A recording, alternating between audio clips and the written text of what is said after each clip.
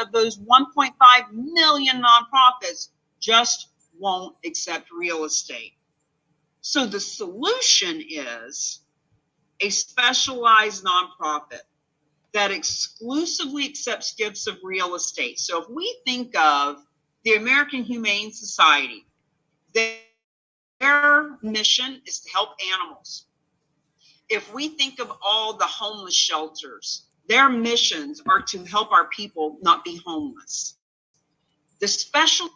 If you want to, I'm going to put a link for this video. If you want to watch the video, if you're able to, I'm going to put a link in here too. Thank you for coming. They absorb all of the title and financial risk. They work with the brokerage community to sell the real estate at a full commission. They pay them that full commission. They grant to the other nonprofits the bulk of the cash proceeds. This is a really quick, bullet point of what these specialized nonprofits do. And this screen and the next screen, you'll see a lot of nonprofits that have benefited from the specialized nonprofits. Feel free to join me if you doing can. What they do. So as you look around this screen, I am sure that you recognize 1, 2, 3, at least half, if not all of them. They have all gotten money from a gift of real estate that they did not take title to, that they had no risk. Examples here are United Way, Fidelity, Charitable, Habitat for Humanity, Girl Scouts, National Geographics, World Vision, Wounded Warrior Project, U.S. Charitable Gift Trust, Dale Earnhardt Foundation, and a lot of churches also. Uno, right on the top of the pyramid. They bring in $13 billion just themselves. And guess what? Even they don't do their own real estate transactions because of all the reasons I mentioned earlier and more that you'll be hearing in a little bit. Even they leverage the same real estate team we do. So when people talk about, well, is this real? How do we know it works? Who's doing it? What's the credibility? It is the same group that Fidelity Charitables chooses and all these others as well. Friends, this is about the universities. Think about the universities in your own marketplace. They're all nonprofit. They all have 20, 50, 100 plus years of students and alma mater that have pledged to give a certain amount of money to them. And when they know that their alma mater can give what they have pledged from a gift of real estate, they want to know about that. So let's really open our minds to the magnitude of what we've all stumbled upon here. Now, I just want to share with you some examples as we move through. There's going to be some videos where we introduce you to the specialized nonprofit and we talk about specific deals. This is one that was donated to the Martin Luther King community, and you'll notice that the dates are on all of these. We got them right off the internet so that you could see the date. Just a little over a year and a half ago, 1.7 million. So you'll hear us talk about the average amount being $550,000. But what if it was a $1.7 million listing that you got paid a full commission on, or that the proceeds went to the nonprofit that you love? See, this is transformational, not transactional. Now let's get into why the specialized nonprofit, why they were created. See, they knew, especially the one that you'll meet in the videos that we use the most. We found a handful around the country, but the ones that we work with are the best resources for our clients and students and people that we collaborate with. And they knew 20 years ago that 43% of our wealth is held in real estate. And notice that only 3% is held in cash.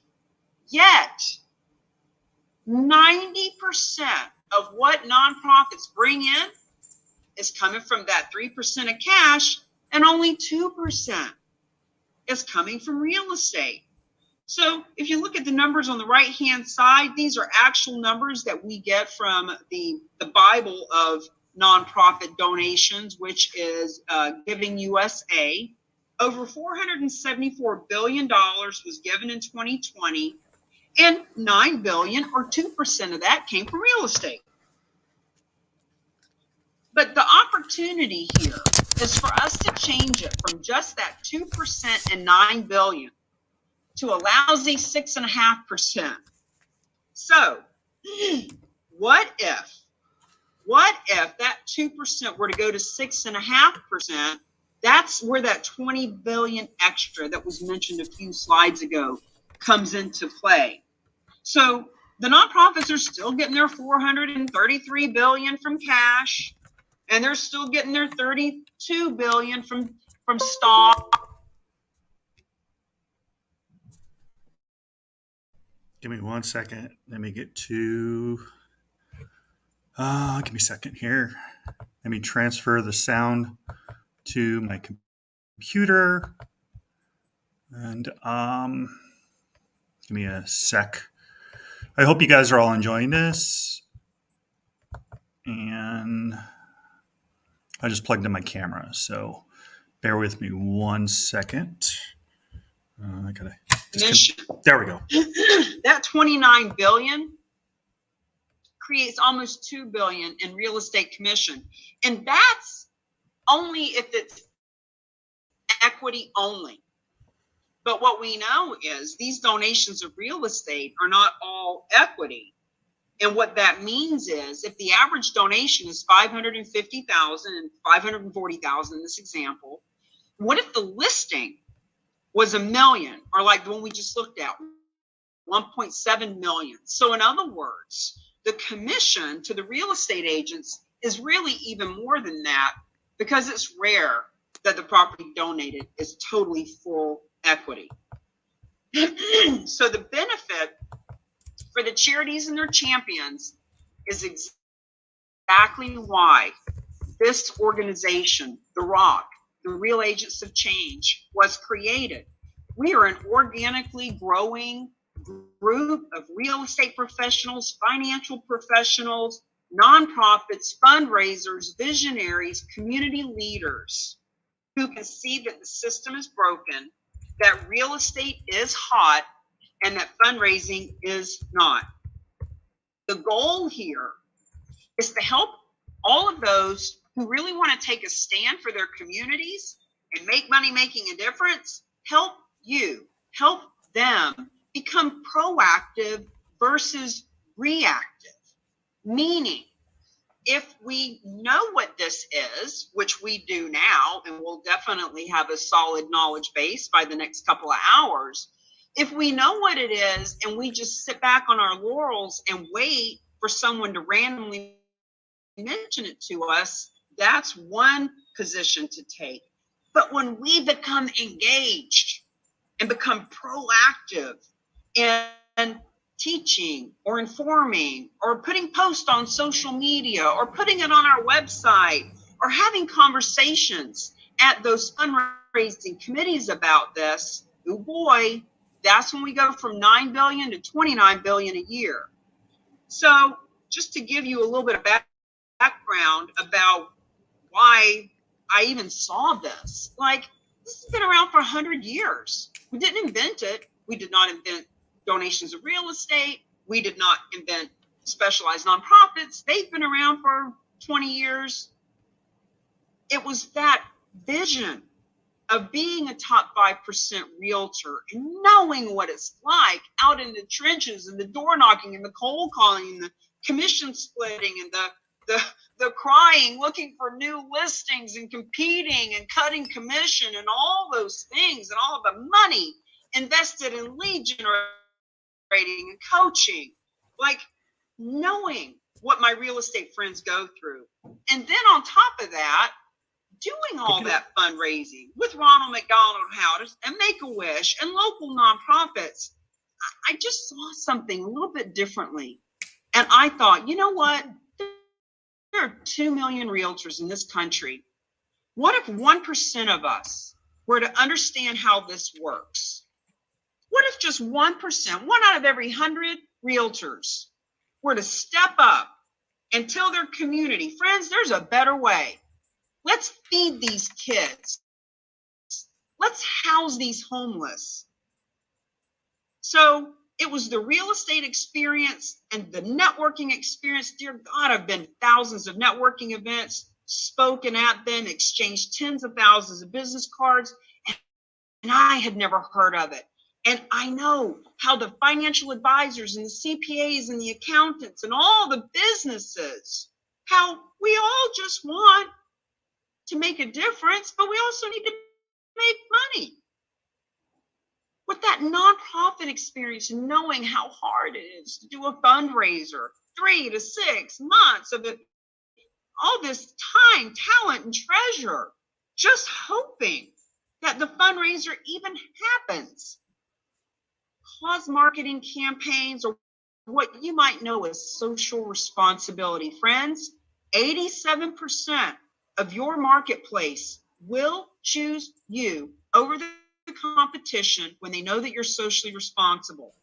And the reason that this is the biggest social responsibility campaign ever created is because instead of just helping, and look, everyone, there are 30 subcategories in the IRS tax code of nonprofits that are 501c3. And whether it's veterans or animals or children or human trafficking or the environment or universities or churches, they all are so deserving.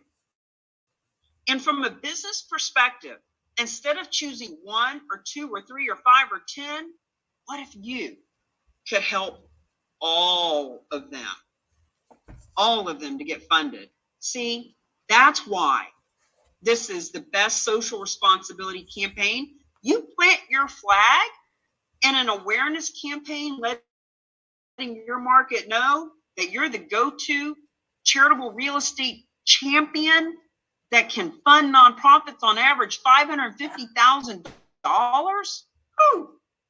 That's how you build relationships. That's how you are introduced to new resources, and that is how you increase your revenue.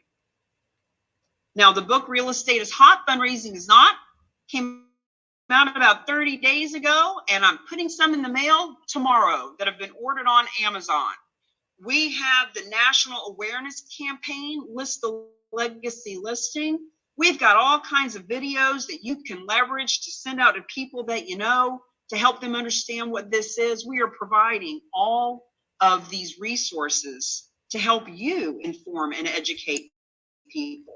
Now, Michael DeShavi was the very first realtor I called 3 years ago when I learned about charitable real estate. Michael and I had worked together in network marketing. We've known each other 13, 15 years.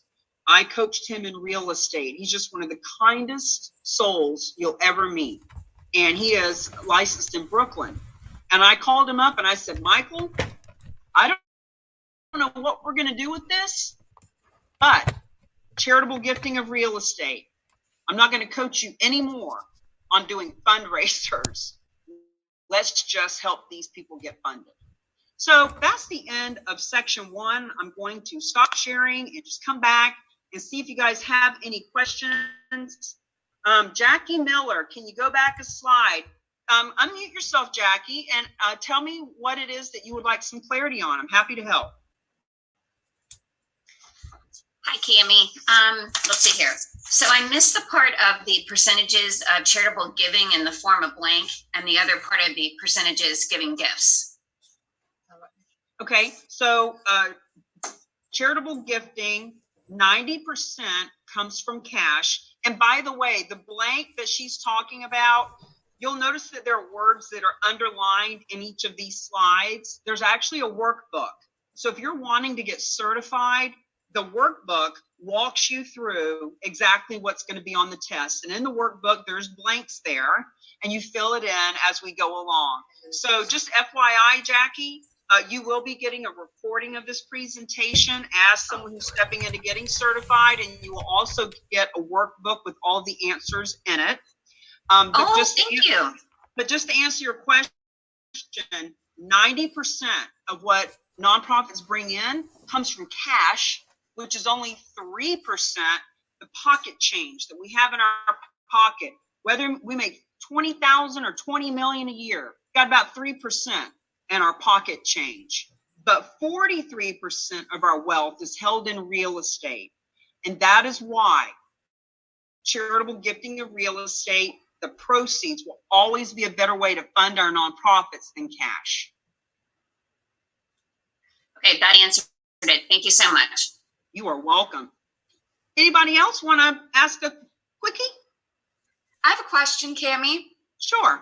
What was that statistic you gave? Was it 80% of people will choose an agent that is for social justice? It's actually 87%, Barkley, Wow. and thank you for asking. Alan actually found for us a whole chart that another company did that shows 8 or 10 different statistics, and it has been proven over and over. I first learned that statistic 10 years ago when I was teaching only cause marketing, how to market your for-profit with a nonprofit in mind. So I was teaching real estate companies and financial advisors and Main Street USA how to grab onto, a child with cancer. How can we find that little girl, and how can we also get out and meet lots of business people at the same time? So I've been doing this social responsibility thing for at least 10 years, and this number has always popped up.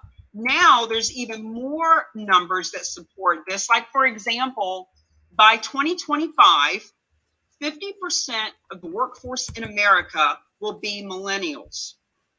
And the reason that's important to all of us is because I think it's 72% of them won't even work for a company that's not on purpose. Meaning they know, yes, they need to get paid. Yes, they want a paycheck. Sure, they want to make money. But what's even more important to them is making a difference. So if a company doesn't have some kind of corporate social responsibility in place, they won't even apply, number one. Number two, 87% of those will work for less money because the company is socially responsible. So in other words, we're not trying to go out and hire people at a lower rate and take advantage of them. What we're saying is you can get a better quality candidate on your real estate team, in your real estate office, as a financial advisor, working for your nonprofit, etc., when you're totally showing up as socially responsible. So thank you for asking about that stat. Yeah, really cool statistics. Thank you. We are creating a CE course starting in Florida. It's one state at a painful time, but in Florida we've created a CE course where we actually put that chart in it about that statistic. Alan, could you please send Barkley or send it to me in Facebook private messenger if you still have that diagram that you sent me, and I'll get it to you, Barkley. So, and as a matter of fact, guys, got it. My assistant Grace has put in the chat a sheet, a spreadsheet that you can put your name and email and phone number in. We have most of you anyway, but if you put it in there, then we'll make sure that you get any of the resources that we talk about in this class. So make sure that you put your email on there, and we'll make sure you all get that chart. It's a good one. Anyone else? Okay, here's what we're going to do. I'm going to share, or Grace, do you have it queued up to share success story number 1? Cammie, I got people on Clubhouse also. Awesome. Just let me know over in the chat, Sam, if I'm rambling and you've got somebody that wants to ask a question. I'll go over and check it at every break. Absolutely. Thank you, Cammie. You're doing wonderful. You're welcome. Grace, do you have the success story to share? What we have right now, guys, we've got many success stories of land, residential, commercial. The story is about where the donor. Don, Pamela, please feel free to share with your people. Don, you're in mortgage. You definitely want to see what we're doing here and how we're basically. There's three parts of this, but you'll hear about this. Do you have time to stay here? I'm going to invite you up to stage real quick here. Hey, Don, how are you? I'm doing just fine, thank you. Fantastic. I want to invite you up to stage. I'm doing, this is charitable gifts of real estate to nonprofits. And everyone needs to know about this because it's been going on since 1917.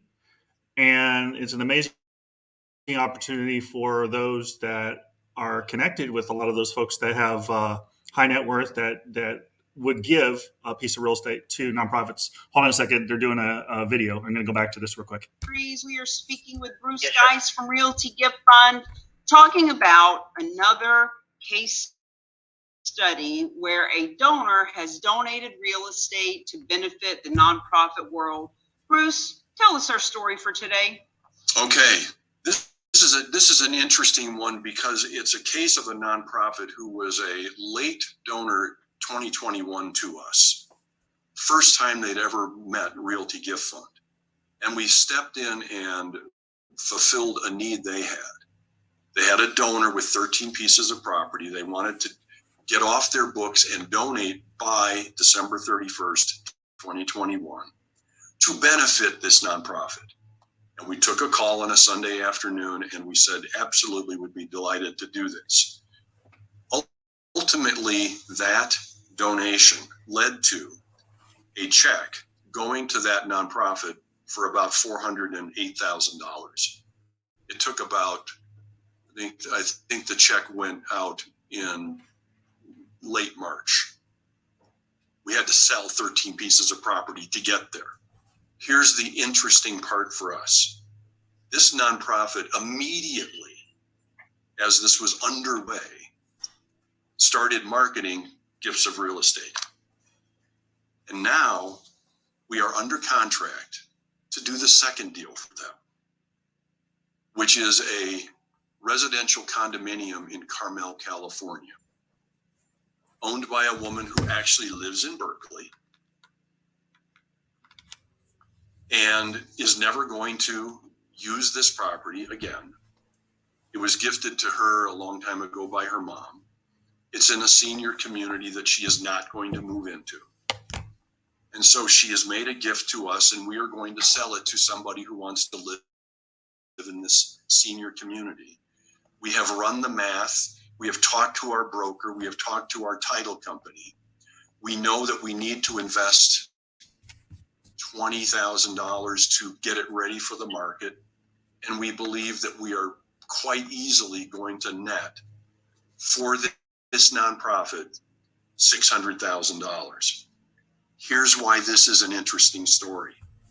We didn't know this nonprofit December 1st. Here it is, late spring, the following year, and we're about to do $1 million worth of donations for this nonprofit from 2 pieces of donated property. That, I think, is a good story. Amen. That's a great story. Now, you mentioned that this nonprofit got proceeds from a gift of real estate, and they're like, oh, okay, we didn't even know this was possible. And they started marketing to their donors that they could. Do you know what they were saying to their donors? Do you know what the marketing piece looked like? I have no idea what the marketing piece looked at. We have been awfully busy in this first 5 months of the year, just keeping up with our work. I know that they got underway with their marketing almost as soon as we signed up to do this deal with them. So by January 1st, even though we hadn't sold the first donation that delivered the charitable funds to them, they were anticipating how well this deal was going to go. So, interesting. Fascinating. Imagine that. A nonprofit was told, hey, there's a donor that has real estate. We are going to handle the transaction. You don't have to do anything. Doesn't even matter what the address is. Don't worry about it. But we just want you to know how much money you're going to be getting so you can start planning what you're going to do with $400,000. And the nonprofit said, What? We're getting 400 from what? From real estate? They started talking to their other donors. Hey, friends, we just learned we can get funding from real estate. Just want to let you know. You got any real estate laying around? And bam, another woman comes to the table and says, yes, I do. Friends, that's how it works. You're turning key number 1 right now. Learn. Key number 2 is lead generation. And that nonprofit turned key number 2 very quickly and easily. Questions, comments, concerns, or shall we jump on in to section 2?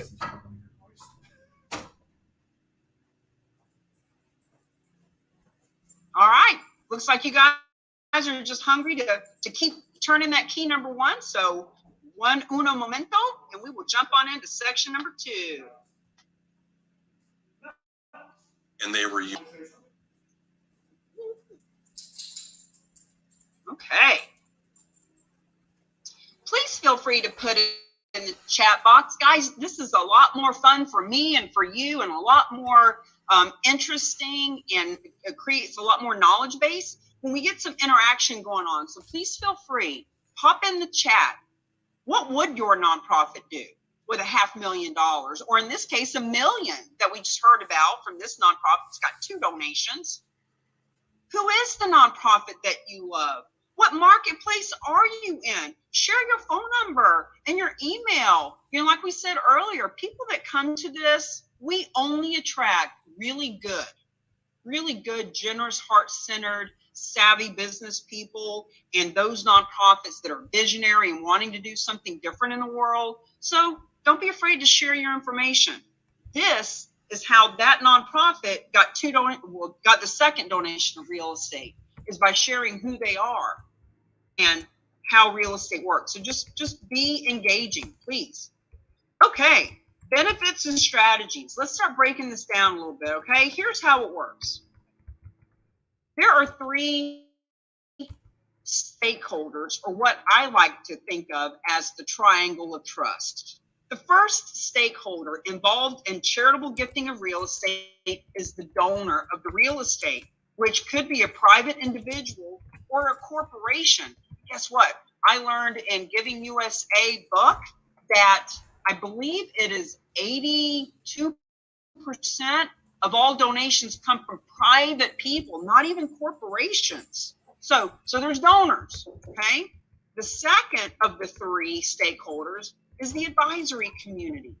So when I say advisory, just think to yourself, who advises others about real estate?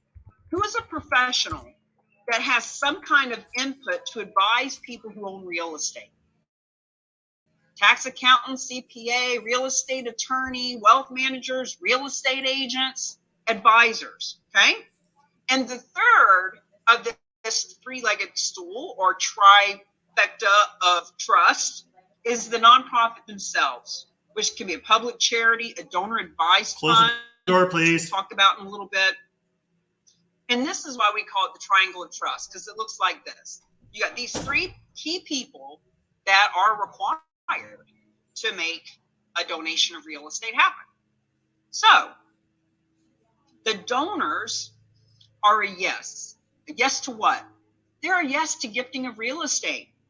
$9 billion a year is donated to nonprofits, and experts are saying that $9 billion can and will go to $29 billion when the nonprofits and the donors learn how easy this can be with this third-party credible specialist. So suffice it to say, the donors are yes.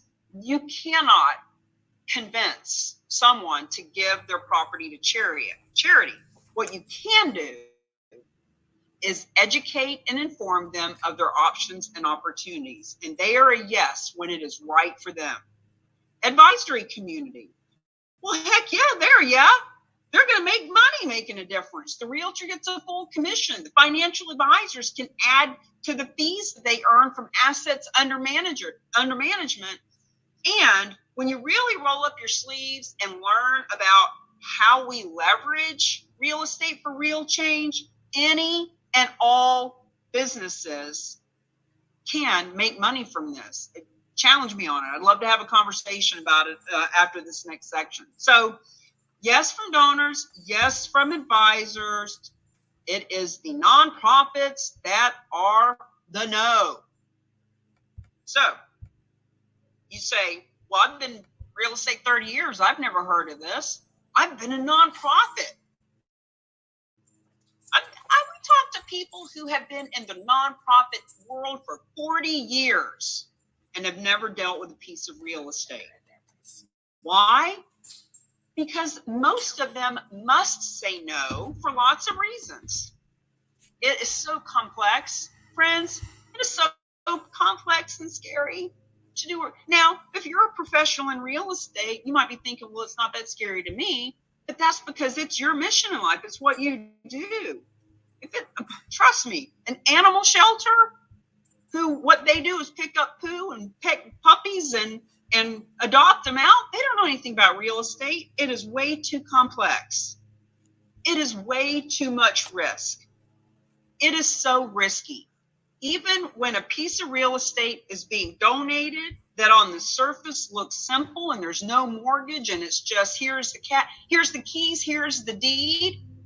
What happens if there's an environmental issue? What if you find out there's an oil tank under the ground? Like, it's just too risky. They won't do it. They have the lack of allowable funds. So we have Connie Myers here on this call today. She has created a nonprofit and has generously asked me to be on the board. So I am, for the first time, on a nonprofit board. And friends, even the visionary revolutionist who is bringing this to the country and the world, even our nonprofit can't take its own gifts of real estate because of this third bullet point, lack of allowable funds. I'm not paying off mortgages. I'm not going to take on the insurance and cutting the grass and filling the oil tank up north, et cetera, et cetera. Friends, these are all the reasons why nonprofits don't and should not take their own gifts of real estate. They lack the expertise. Mission drift. Alan talks about this a lot. I love that he's really wrapped his head around what we mean by mission drift. He loves to support our veterans and our veteran nonprofits because he is a veteran. We have a rescue dog and love to help the animals. He's faith-based and wants to help churches. And we know that if one of these nonprofits gets a piece of real estate across the country that requires management, talking to title companies and hiring a landscaper, blah, blah, blah, friends, it pulls them off mission. We don't want them being pulled off mission. Guess what else pulls them off mission? Fundraisers. Spending 3 to 6 months, or God forbid, a whole year putting together a gala or a golf tournament. Talk about getting pulled off mission. Let's just fund them so they can do their mission. All right. Some nonprofits have heard about bad experiences or have had a bad experience. Happens, hey, look, real estate can have bad experiences. These are all reasons that it is the nonprofit themselves that have been stopping this. So many of them have it written right in their gift acceptance policies, no non-cash assets, especially no real estate. And most of them, even if they will take real estate, like there are community foundations that on the surface will take real estate, they'll take it if it's offered to them, if it's local, if it's mortgage free, and if it meets another 100 criteria. In other words, very, very limited basis. So they say things like, we took a gift of real estate once, we'll never do that again. Don't even talk to me about that. Or, we do accept real estate on a limited basis, only when our board can have the next 6 months to talk about it and approve it, and never if it involves a cash payment. That would be something like what a community foundation would say. So what we are suggesting is that the specialized nonprofit is the nonprofit for all nonprofits because their mission is to accept real estate. It's all they do. All they do from morning to night, day to day, week to week. It's all they do. So when they step in to help any and all other nonprofits, you can see how it removes the risk and gives all the nonprofits the ability to confidently talk to their donors, just like that first story we heard. They found out that they were getting money that they were not doing a thing for. There was no risk. There was no out-of-pocket expense. So all they did was tell their donors, friends, that's all you got to do. So here's what the awakening looks like. Non-cash versus cash gifts. Number one, when a nonprofit is able to benefit from non-cash assets, they grow their endowments at 6 times the rate of those that only accept cash. Dr. Russell James has been doing this research for 20 years. He wrote the foreword for our book. They have looked at the tax returns. They understand how this works. It is time to wake up. It's time for them to wake up. Donors give 3 to 7 times more because they are asset rich and cash conservative. There are these experts all over the country that are helping people understand how this works. No additional donors are needed. Switching to a new type of asset is instantaneous. Let me break that down for you. Every nonprofit has donors. And even Connie Myers, who's on here with us, and she may not have a big list of donors yet because she just got her 501c3 in the last couple of months. You know what she does have? She has dozens, hundreds, thousands of friends in the real estate business who can actually make money from helping her make a difference. So when we talk about switching to a new type of asset, think about your church that has 5,000 people, or the soup kitchen that is doing fundraisers every 3 months, and there's thousands of people in the local marketplace that support them. Those people, they're already on their donor list. That is where these donations come from. Now, granted, as we teach people about this, we might have a real estate agent who never heard of Connie's nonprofit, but now that she knows about Connie's nonprofit, she's across the country. We tell her, hey, listen, you're going to get a full commission from any donations of real estate that are in your marketplace. She can help her local church, she can help her local veterans group, etc. But if she finds a donor who just needs the tax deduction and doesn't care who gets the money, well, she can help Connie. So there's so many ways that this is a win-win-win to work together. And the nonprofits do not have to shift their acceptance policies. All they need to do is safely ask their donors, hey, did you know you could donate real estate? Did you know that we could benefit from it? Did you know that there was a tax benefit for you? So the collaboration, we love to say, do what you do best and refer the rest. So what the nonprofits do, the nonprofits strengthen their donors' interest. You know, Connie is out promoting her cause. And as a matter of fact, Connie, if you're still on, if you want to give it a 30-second commercial when we come back at the end of this section, that's what you do best. What you do best is to promote your own cause and let people know that they can help. They cultivate the emotional connection. You know, whether it's breast cancer or animals or veterans or education, the reason people give is because there's an emotional connection.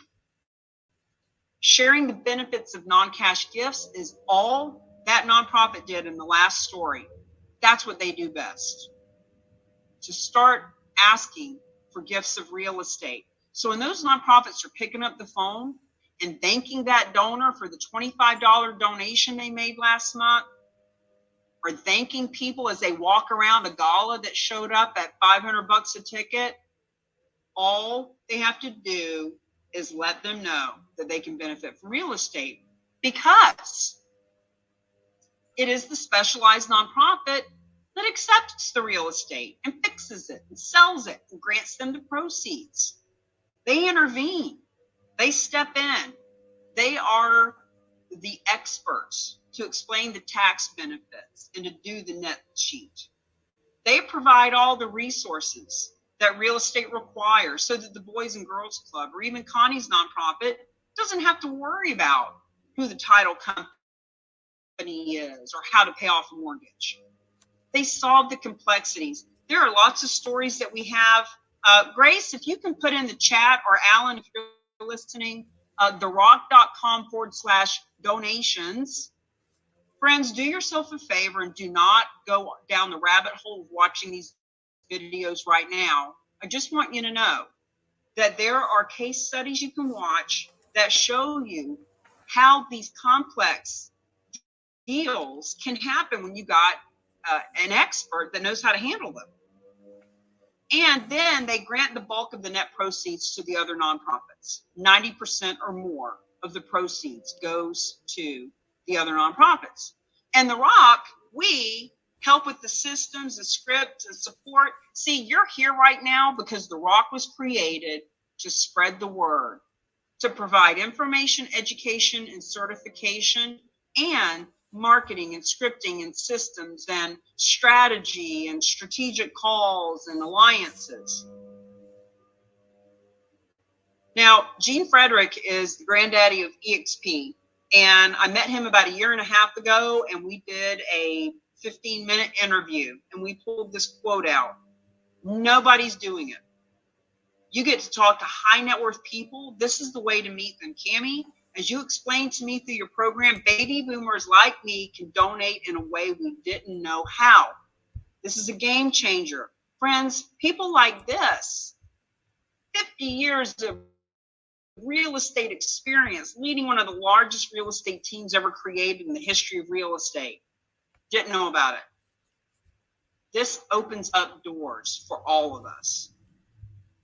Let's talk about the specific donors, the benefits for the donors, because you're probably starting to understand, okay, I'm starting to understand how this works, but how does it benefit the donor? So we've mentioned that they avoid capital gains tax.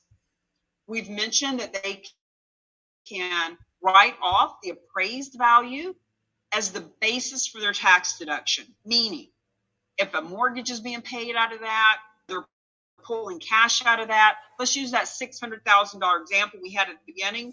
Let's say that that property, the donor said, you know what? I love Connie's nonprofit, but I don't love her that much. I'd like to get the $200,000 I paid for this thing 10 years ago back in my pocket. Well, of course they're going to pay taxes on that money. Preserve liquid assets to protect lifestyle. Here's some psychology that I've learned over the last couple of years, thanks to people like Dr. Russell James and the specialized nonprofit. When we are asking our friends to buy $50 raffle tickets or go to a golf tournament or attend a gala, we are asking them to take cash out of their pocket to help these nonprofits. And so many of our friends want to do that, but guess what? Some of them are actually having to think it through.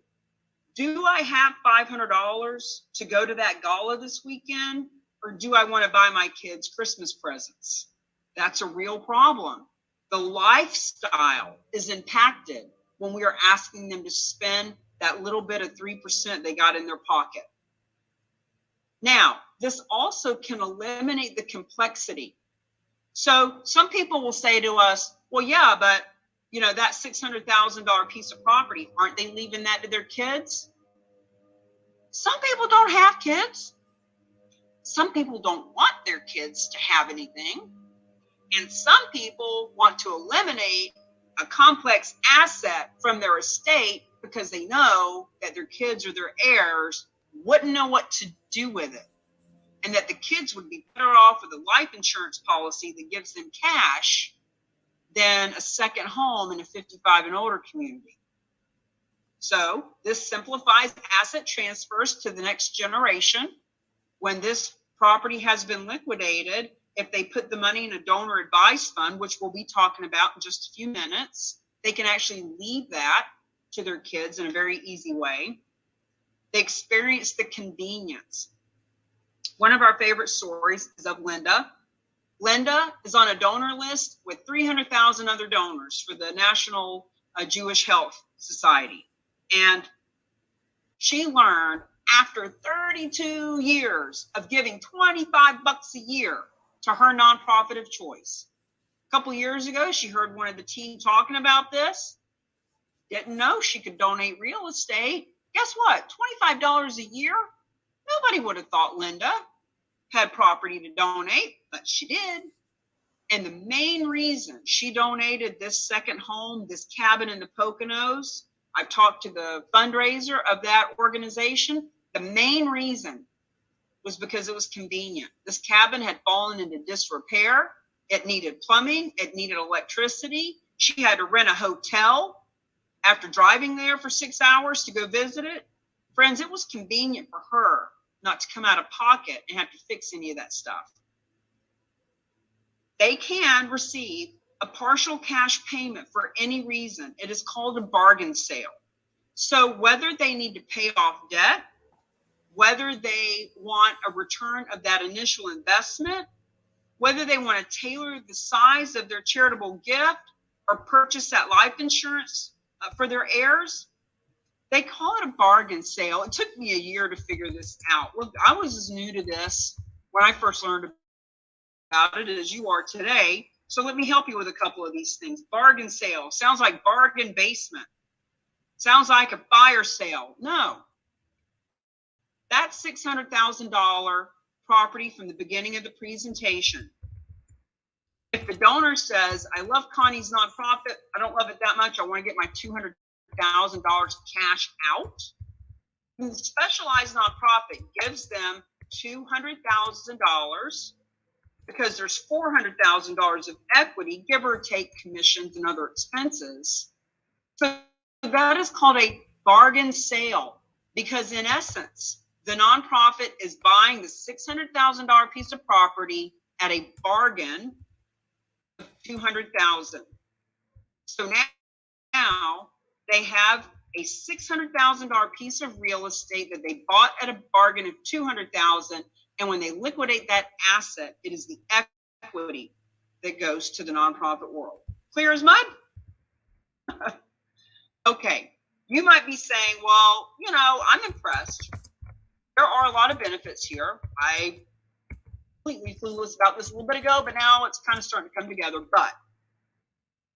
But who are these people that would donate their property? Well, this is a couple in Arizona, as you see from the date, October 2021, 125 million in real estate donated at one time to the nonprofit world. Sit with that for just a second. When people say to me, well, I don't know anybody that would donate real estate, my response to that is, well, maybe you should fix that. Maybe you should know people like that. Maybe this would be a great way for you to meet those kinds of people. Maybe your nonprofit deserves to meet those kinds of people. Maybe as a real estate agent or a financial advisor or any other advisor, maybe it would be smart to add these kinds of folks to our center of influence. Now, to take it a little bit step further, a couple of numbers for you. 80% of people who donate real estate do it for altruistic reasons, meaning they love animals. They are a veteran. They want people to know the Lord or to not be homeless or to be saved from human trafficking. They do it because it's the right thing to do. Now, 20% of them do it because it's a great tax strategy. Granted, 100% of them get the tax benefit. So just remember that $9 billion is currently donated to nonprofits this way at an average of $550,000, So the fact is, it is happening. It's just a matter of, are you part of it? Do you want to be a part of it? Do your causes and communities deserve to get this kind of funding? And how would it help your career and your companies to be a part of it? So either way, what we want you to know is that they, the donors, want to do it. This has nothing to do with convincing people to give real estate away. This has to do with educating, letting them know what their options are, and being the broker in the middle that gets a piece of the pie to fund the nonprofit world the way it deserves to be funded. They are grateful you informed them. And guess what? Even if you're talking to someone with multiple pieces of property, multiple hundreds of millions of dollars of net worth, even if you educate them on this, and even if they don't want to donate a piece of real estate, who do you think they're going to look at as the advisor, as the strategic partner, as the person that they're going to introduce to their friends and relatives and family? They're grateful that you informed them, and they will be eager to learn more. We've got tons of videos that you can share with everyone involved. We've got something called the Charitable Real Estate 101 that we do on Wednesdays at noon. You can sit in tomorrow. You can bring, like if you're sitting here thinking, holy cow, my friend Rhonda needs to know about this. My real estate agent Bill needs to know about this. That nonprofit that I love so much and the committee that I sit on, they need to know about it. Awesome. Tomorrow at noon. Alan, could you please put in the chat, or Grace, therock.com/101. That's how you get them this information. Now, where do you find these donors? Here's what we want you to know. We're not going to get into this right now, not right this red hot minute, but we want you to know that you already know them. We're going to help you to identify and access them. Whether you're for-profit or nonprofit, I guarantee you, there are people that you know that would donate real estate. And there are people that you know that won't donate real estate, but that will introduce you to somebody that would, because they've never heard of this before. And we're going to help you with that. Okay, put that down for a second. As far as the donor goes, don't worry. We're going to get into who to talk to and what to say at the end of the class today. But right now, let's focus on how the nonprofits benefit.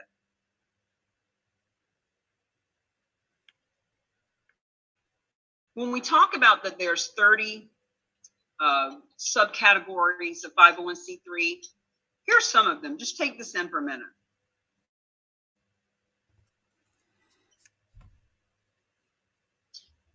This is why the Real Agents of Change was created.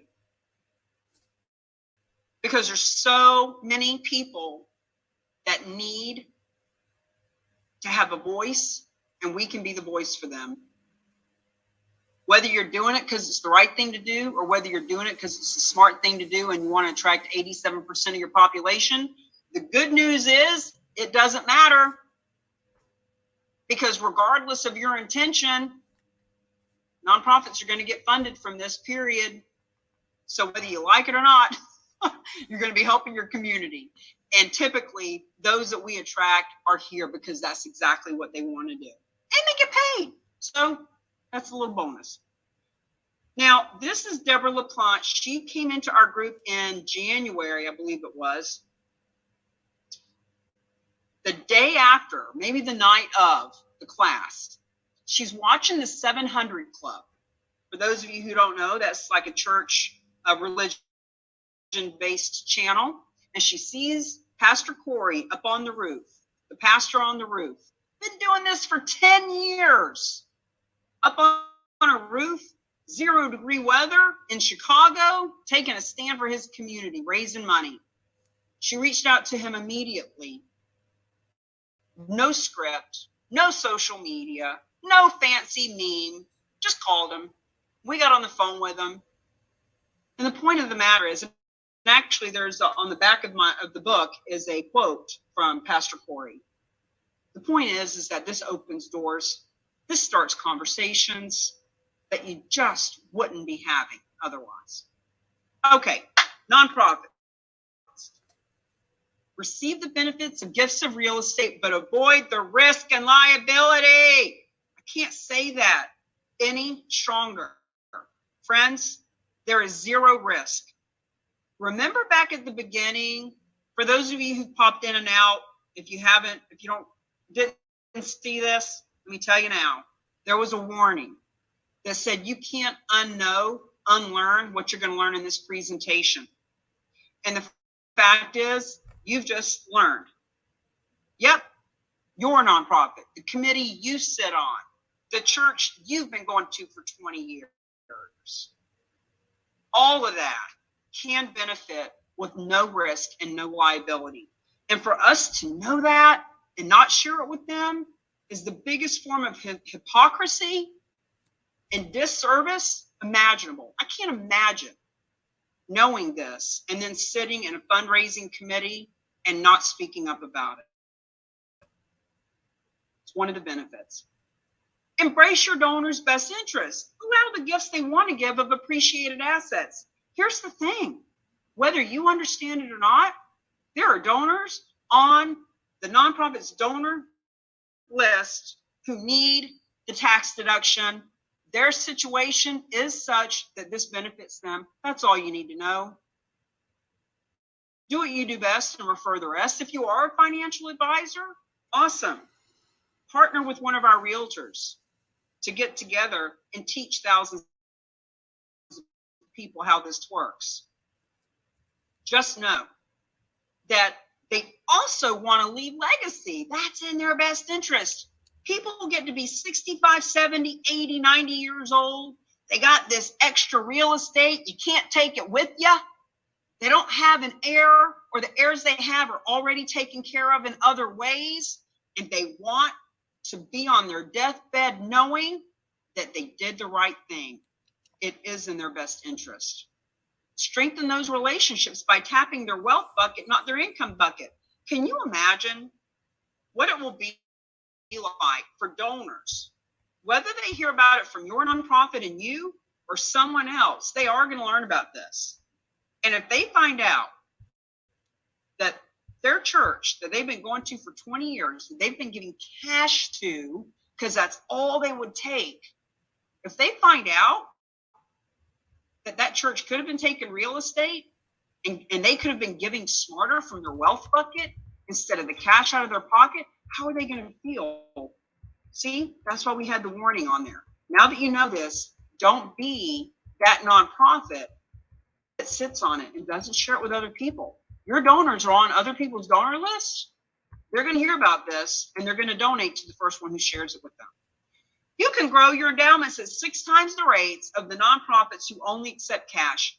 We have a report. Alan, Grace, if you can put therock.com/FAQS at the bottom of those FAQs is the report that Dr. James did that proves how that works.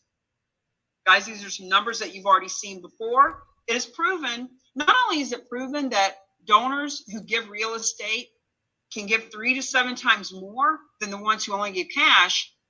Dr. James told me that the average person who donates will donate a second time when they see how easy it is and how beneficial it is. And they start giving more cash.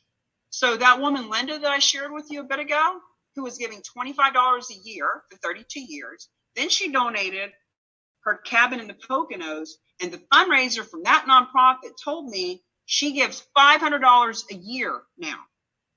It's a psychological shift that happens, benefits the nonprofits. Expanding those numbers of major gifts from the donors that are already on their list. That picture that we showed of Hallie, who is the executive director of the Haven, standing there with the real estate sign. She told me one of the things that went ding, ding, ding in her head when she learned about this is, wait a minute, the donors we already have? Like, we don't have to go out and find new donors? This isn't some magical unicorn of a narwhal that we've never met that may or may not exist somewhere out in the ethers? These are people on our donor list? Yep, they sure are. Okay, I would say this is my favorite topic, but they're all my favorite topics. It is such a win-win-win for everyone. I can't pick. However, as a realtor myself, as someone who's been out beating the bushes since I was 8 years old as an entrepreneur, looking to make money out in the world, looking to stand out and be different, I love that these are the benefits, not just for our advisors, but for any businesses that get involved with us. So real estate brokers, look, every one of you is a real estate agent. The majority of you are a realtor, but there are 2 million at any given time. What can you do to elevate yourself to an advisor, to someone who helps people give smarter? As a matter of fact, when you get the book, Real Estate is Hot, Fundraising is Not, you'll see a page in there where we give you some examples of what to say when people ask you what you do so that you can stand out. You can switch your focus to a seller that is not emotionally attached. Here's what we mean. If you're a real estate agent, you have experienced this, and if you haven't, you just haven't done enough business. That client, elderly man or woman, has 4 kids. Every one of them's got their finger in the pie. They all want to tell you how to do your job. They are fighting amongst each other. You get an email from this one telling you what to do, a text from that one. Everybody's emotional. They're all hung up on idiosyncrasies of the photos and all that stuff. How about if you just never had to deal with that stuff again? See, when that emotional seller donates the real estate to the specialized nonprofit, it is the specialized nonprofit that becomes the seller who hires you at a full commission. That's why we can guarantee that you get a full commission, because in essence, they are the ones that are hiring you. Non-emotional, business savvy, 40 years each of real estate experience. Just do your job and you'll get paid for it. Full commission on the listings. Please do not get hung up on that's the only way to make money from this.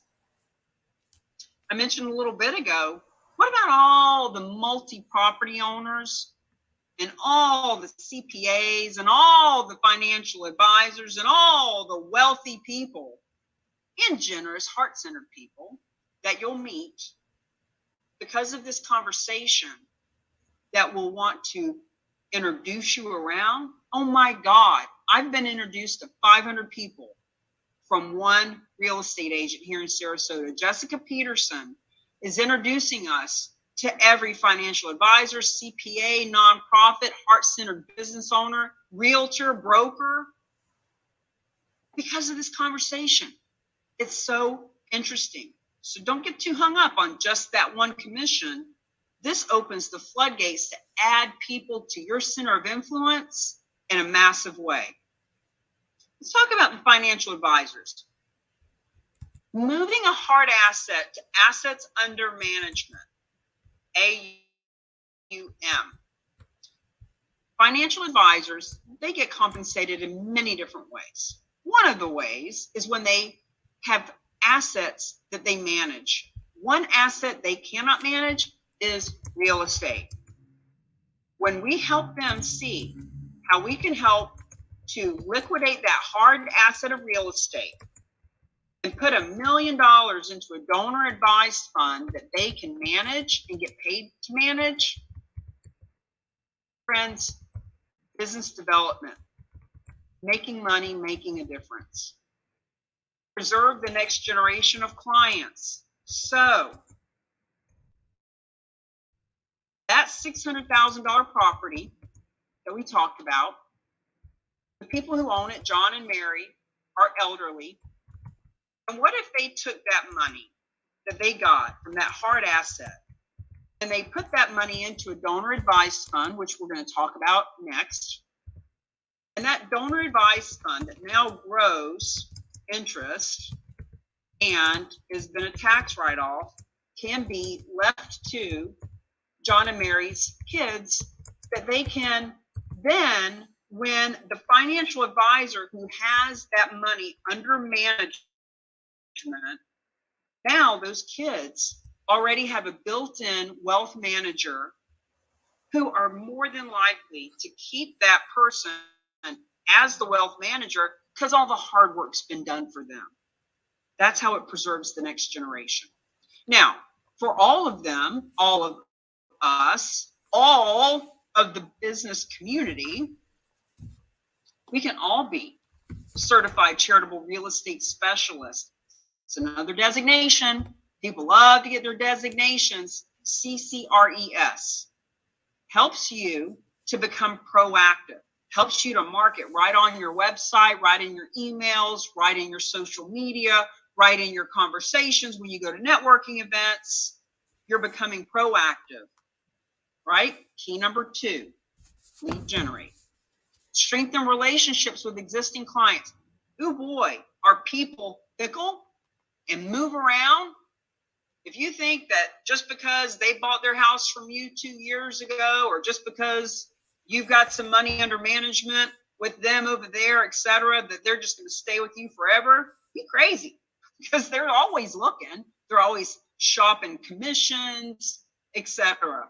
But when you have the only designation in your marketplace, now don't get me wrong, by 2025, the goal is to have charitable real estate divisions, charitable real estate specialists, charitable real estate champions in every state and every marketplace. But right now, you are the only one in your marketplace. Get that first mover's advantage before there are 5, 10, 20, 100 more in your market. Gaining access to new clients. Look, everybody knows a realtor. Everybody knows 10 financial advisors. Everybody knows a dozen nonprofits. But when you are doing something that the others in your marketplace and industry are not doing, now there's a reason to gain access. That country club, that gated community, that senior care living facility that has had their own realtors for the last 50 years, here's what I'll promise you, they don't know about this. When you come in and educate those people, you've just gained access to new clients. Leverage marketing with charitable success stories. So therock.com/donations, my YouTube channel, Charitable Real Estate Success Stories. You can share those stories until you have your own stories to show people how it works, why it works, how you can help it work for them, no matter what the situation is, and just basically expand your center of influence. Now, I'm going to get in the weeds for just a minute around donor advised fund, because and look, I like to be vulnerable and real and tell you my struggles with this so that I can help you shorten your learning curve from the 18 months that it took for me. Let's shorten it down to this 3-hour period for you. Financial advisors initiate 65% of all major gifts. And their favorite nonprofit is the donor advised fund. Now, don't worry, other nonprofits, because when financial advisors work with us to liquidate that hard asset of real estate and put it in a donor advised fund, it is a fund that the donor can advise how they see fit. So people like Connie who are on here, when you make buddies with financial advisors who have clients with donor advised funds, you've just opened up a door key. Remember the keys? We've got all these keys going on. This is the key to lead generation. This is the key to listing and liquidating donations of real estate, etc. These donor advised funds are full of hundreds of thousands, millions of dollars, billions of dollars, 13 billion to be exact, with Fidelity Charitables just as one of them. And all of that money, the only way it can be leveraged or accessed is to donate it to other nonprofits. So, fastest growing public charity, charitable investment fund, regulated as a public charity, funded by a donor one time or periodically, which means in this case, now they could fund it with stocks or crypto or a racehorse or big gold bullion. We're talking about real estate right now. So let's say that this donor liquidates that $600,000 property. They need a tax deduction right now, but they don't really know who they want to give the money to just yet. So they put it in a donor advised fund one time, or now that they've set up that donor advised fund periodically. As I mentioned earlier, when they see how easy this is, the majority of the time, a second property is donated even in the first year. Now, these are administered by a qualified sponsor. I'll tell you exactly who they are in a minute. Spoiler alert, I already told you about Fidelity Charitables, largest nonprofit in this country. As directed by the donor, they grant the money to other nonprofits. So as I mentioned, now that the donor has liquidated this real estate and they put it in a donor advised fund that is growing, they grant it out to whoever they want. They might give 5,000 here, 10,000 there. They might say, you know what, Connie, we love you, but it's a new nonprofit. We're going to give you 10,000 a year for the next 5 years instead of 50,000 at one time. Just want to see how you manage it. See that they can direct how it is advised out. It is an alternative to a private foundation, which is much more complicated and engaging. It entitles the donor to a tax deduction. The fund grows tax-free and grants are made tax-free. The donor can make periodic contributions, which is the same thing as one time or adding to it over time. They make periodic grants. They don't have to give it all at one time to anyone. And they can leave this to their children. Could have millions of dollars in it. And now the children have a way to be philanthropic for the rest of their lives and maybe into the next generation. Any size, any time. Donor advised fund, the advantages to a financial advisor specifically. Now, some of these we've already talked about. The financial advisory community is so competitive. And you may have a big book of business as a donor, as a financial advisor, and maybe all of your clientele are older or getting older. And maybe you're afraid that when they pass away, that you're going to lose all of that money, all of that clientele. This is a way to help secure a relationship with the next generation. They are often allowed to earn fees for managing the donor advised fund. They can't make no money from trying to manage real estate. That's not what a financial advisor does. But when that hard asset's liquidated and put in a DAF, they can earn money from that now. Contributing real estate to a donor advised fund converts that hard asset on which they can earn fees. So here are some of the most popular in the country. Fidelity Charitables happens to be the largest, and they leverage the same team that we do. Schwab, National Philanthropic, American Endowment Foundation is another one whom I did a interview with. It's in my YouTube channel. It's about an hour long. I interviewed the woman who manages 3.7 billion, I believe, with them. Friends, even they don't want to do their own real estate. That's why I interviewed her about this topic. They don't want to do it. So once again, most of them won't accept real estate. That is why they need a specialized nonprofit too. Now, why do nonprofits and realtors and financial advisors and visionary leaders become champions with us? Because we have the only system and support and strategy to help find the real estate donations. Remember, this is about being proactive, not reactive. If we stop at key number 1, learn. You take this master class, you love the information, you become a specialist only, you're certified and you're on our map, and you get some extra classes every month with Realty Gift Fund, specialized nonprofit, but you don't have the extra strategy and support to actually go find the donations. We are the ones that help to handle the real estate donations. This whole thing, partnering, positioning, promoting, we've got this system called the 7 Ps, from purpose to payoff. And right in the middle of it is teaching you how to position, partner, and promote dozens, hundreds of for-profits, nonprofits, locally, regionally, nationally, whatever works for you.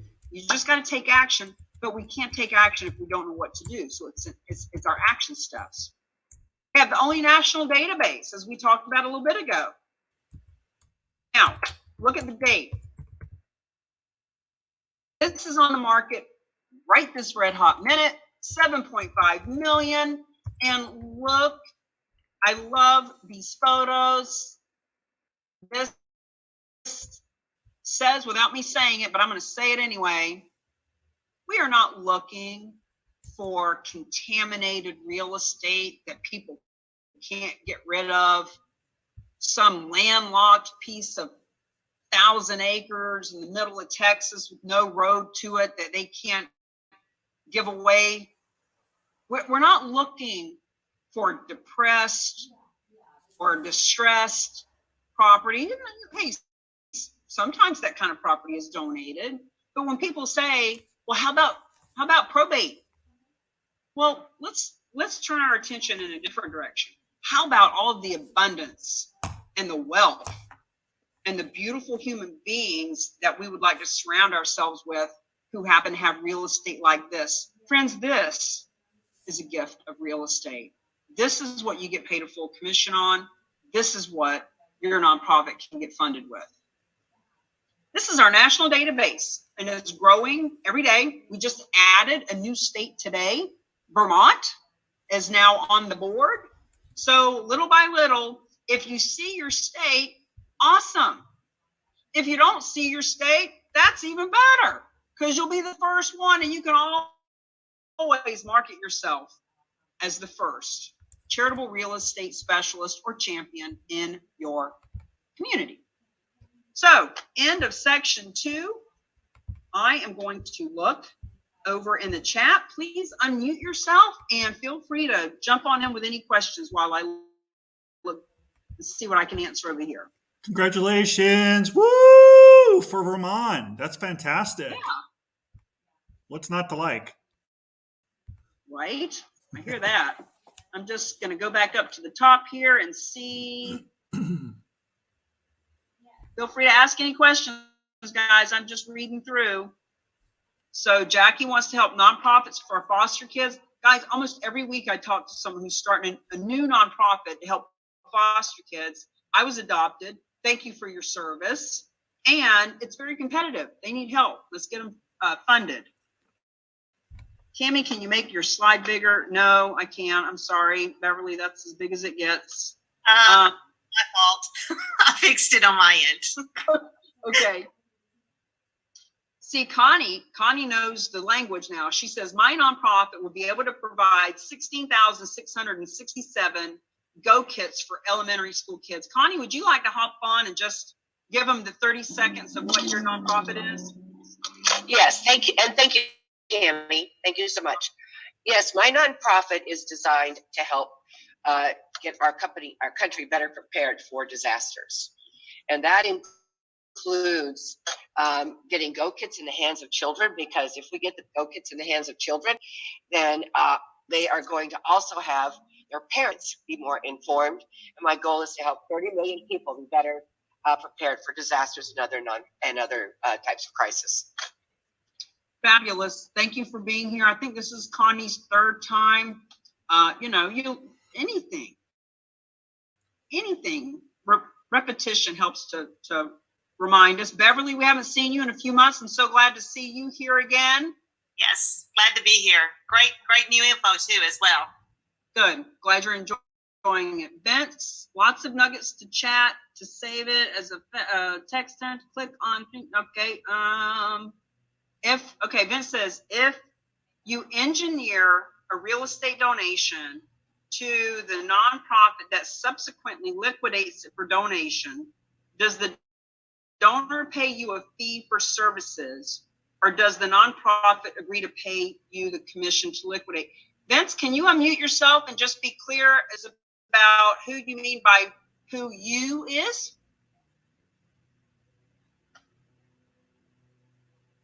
I'll answer it as best I can without the conversation though. So, specialized nonprofit.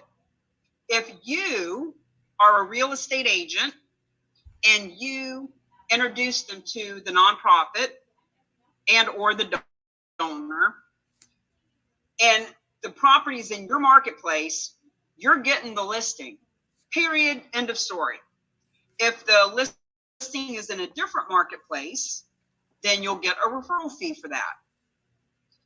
And so I don't know if that handles everything. The only service agreement, the only real contract is between the specialized nonprofit and the donor.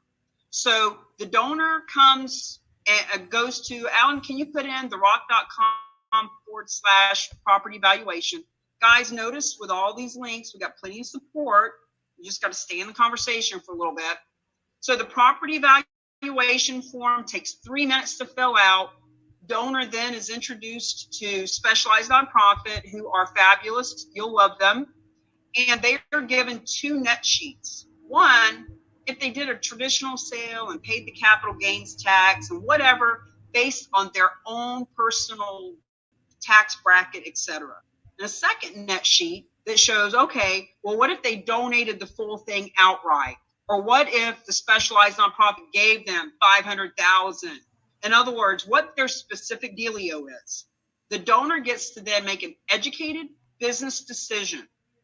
They are not convinced or sold on this. We got to take our salesperson hat off and come to this with our heart of sharing with people what their options are. And when they make a decision, yes, I do want to do this, I do want to make a donation of real estate, then they sign a contract with the specialized nonprofit that has an addendum. When this property sells, we want 80% to go to the Boys and Girls Club, 10% to go to the veterans, and 10% to go to whatever. In other words, it is written out in an agreement where the proceeds are going to go in the very beginning. Now, the donor got their money. They got their mortgage paid off if that's needed, what have you. They got their tax deduction. Now the specialized nonprofit has title, and it's like hot potato. Got a hot one. Now we got to pass it on over to the realtor at a full commission. When the property sells, just like any other property, only this time, if you're smart, you'll strategize with us and show the world, hey, 123 Main Street, Chicago. When it sells, our church is getting $800,000. Remember the first story? That nonprofit knew they were getting some money, didn't know what state, didn't have the address, and didn't care, but they started telling their donors. So once it's sold and the money is recouped by the specialized nonprofit for any expenses, then 90 to 98% of the proceeds goes to the nonprofits. Specialized nonprofit keeps on average 5.9% of the proceeds to keep their own doors open. It's exactly how it works. I'm just going to see if there's any other questions. Feel free to jump in. Oh, Vince says he doesn't have a mic. Okay, well, I hope that helped, and I'm happy to have a conversation with you. Okay, Connie, thanks for being here. Okay, what we're going to do now is I'm going to share the second success story. I think this one's about 7 minutes. And feel free to go to the bathroom. Just put it up nice and loud so you can hear it. And if you have any questions, we'll handle them when we get back. See you in a minute. Thank you, Trish, Coach, Kathy, Coach with Nina, Gonzalo. Thank you all for coming. This is so cool. I appreciate all of you for taking the time to learn about charitable gifts of real estate to nonprofits. Welcome to the Real Agents of Change podcast. We love to celebrate and support our nonprofits, those they serve and those who serve them. And the nonprofit of all nonprofits is Realty Gift Fund. What Tracy, is the donation of real estate? I have it on my today, YouTube. Bruce? We're going to talk a little bit about a commercial. I have it on YouTube, and I have it on that is underway. And go to my YouTube. Living in Santa Clarita, California is my YouTube channel. I also put it on my LinkedIn as well. To a donor-advised fund. And I'm recording it's here an interesting what I story, can. and it will help explain to your listening audience what kind of deals are possible from a complex set of ownership facts down to a simple donation. And this one has to do with a gentleman who is a dentist and owns a dentist practice across 6 different buildings in the Alabama region. And he is of an age where he is starting to deal with estate issues. He's not retiring, but he's getting his pieces in place. He owns this dental practice. He owns all 6 buildings. He is going to do what many people in that position do at a certain point in time, is sell the portfolio of 6 buildings, perhaps to 1 buyer, perhaps to 6 buyers, and do a sale leaseback where he retains possession of the property to operate his business out of until the day that he's ready to sell the practice to somebody else, which is way down the road. So he has his lease terms all figured out, and he's trying to attract a series of buyers or a buyer to buy these buildings or the portfolio under the terms that he is proposing for a leaseback over a period of time. The term is going to be 12 years. The lease rate is going to be market rate.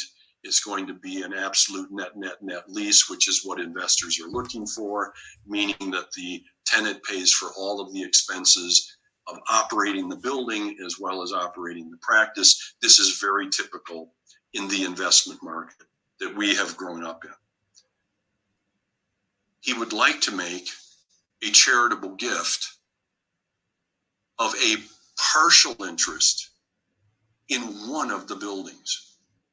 And this is what we are negotiating right now, because the entire portfolio is owned in an LLC. And he has to separate these buildings into their own pieces so that they can position themselves to be sold separately. And this one building that he has in mind that we're looking at to be donated separately so that he can retain approximately an 80% interest in the building, but donate a 20% interest in the building prior to its going under contract to sell. And he has a listing agent in mind. He has no buyer in the horizon. He's doing this exactly right. He's putting the donation in its proper place, which is before the property gets listed and before the property goes under contract. And when it does go under contract, if everything comes together according to our negotiations, Realty Gift Fund will be a 20% owner of the building, and his dental practice will be an 80% owner of the building. And when it goes under contract and then sells, he will pay taxes, capital gain taxes, on the 80% portion that he has retained, but the 20% portion will pass free of taxes, save all that money to flow through Realty Gift Fund's process to his donor advised fund. And it's a very clever move on his part. Now, this is very different because typically the whole point of donating real estate to a nonprofit is that you donate it to the nonprofit and then the nonprofit sells the property. So how is this one being facilitated where it's being donated or it's being listed first? Because you said he's doing it in the right process. Right. The donation actually will occur. We will go under contract for the donation.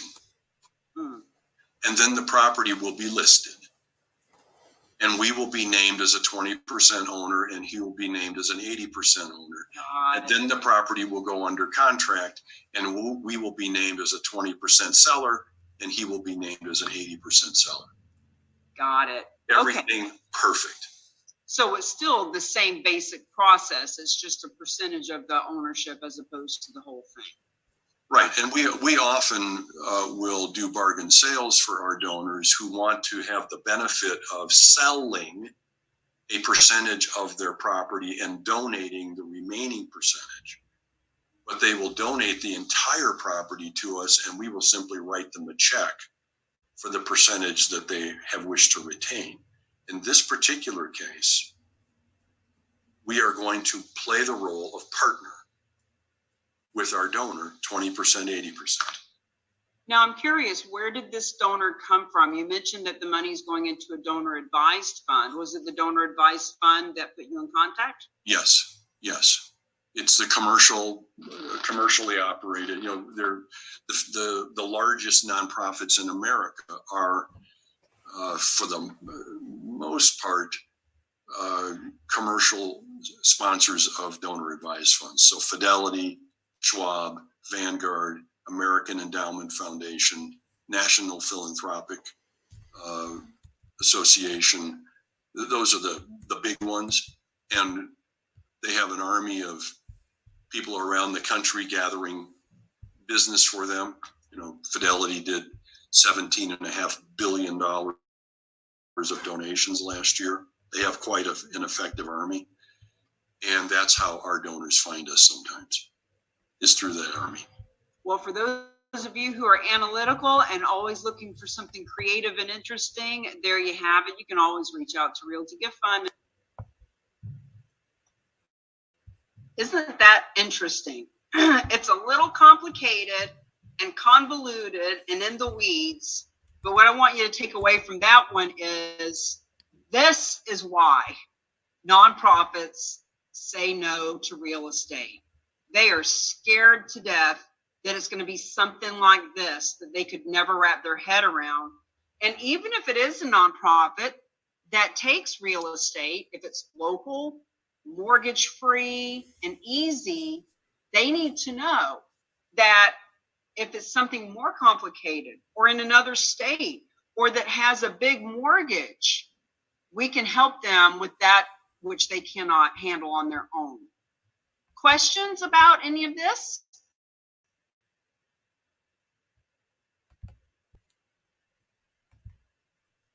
Claudia Antel, it's good to see you as well. Salvador, Sal, God, I haven't talked to you in 8 years. Nice to see people popping on. Sherry and Jackie, we met recently in the Clearwater area. By the way, we're back in Clearwater right this red hot minute, and we're looking to do some events. So you ladies that met us a couple weeks back at some of these title company gatherings, reach out to me or Alan, and we'll talk to you about what we're doing here in this area. Hey Sal, you're muted. You want to unmute? You're in Florida now, right? Hey Cammie, yeah, I'm in Florida now. So back to Florida, I say. So yeah, lots of things been happening, changing, back to the grind, and big things. So it's cool. Now, are you showing up as a real estate agent, a real estate investor? What's your thing? Yes. So, yeah, I mean, as a real estate agent, primarily investor on the side. How do you typically build your business, Sal? Who do you on your daily grind of prospecting, what are you trying to find? I mean, I do internet leads and KB4, etc. Ideal is I'd rather switch from buyers to sellers. So more as a real estate agent than a investor? For now. That's my day-to-day for now, yeah. Just wondering, because when I know who you want to do business with and what you're passionate about, that I can come up with all kinds of social responsibility campaigns that help you make money, making a difference.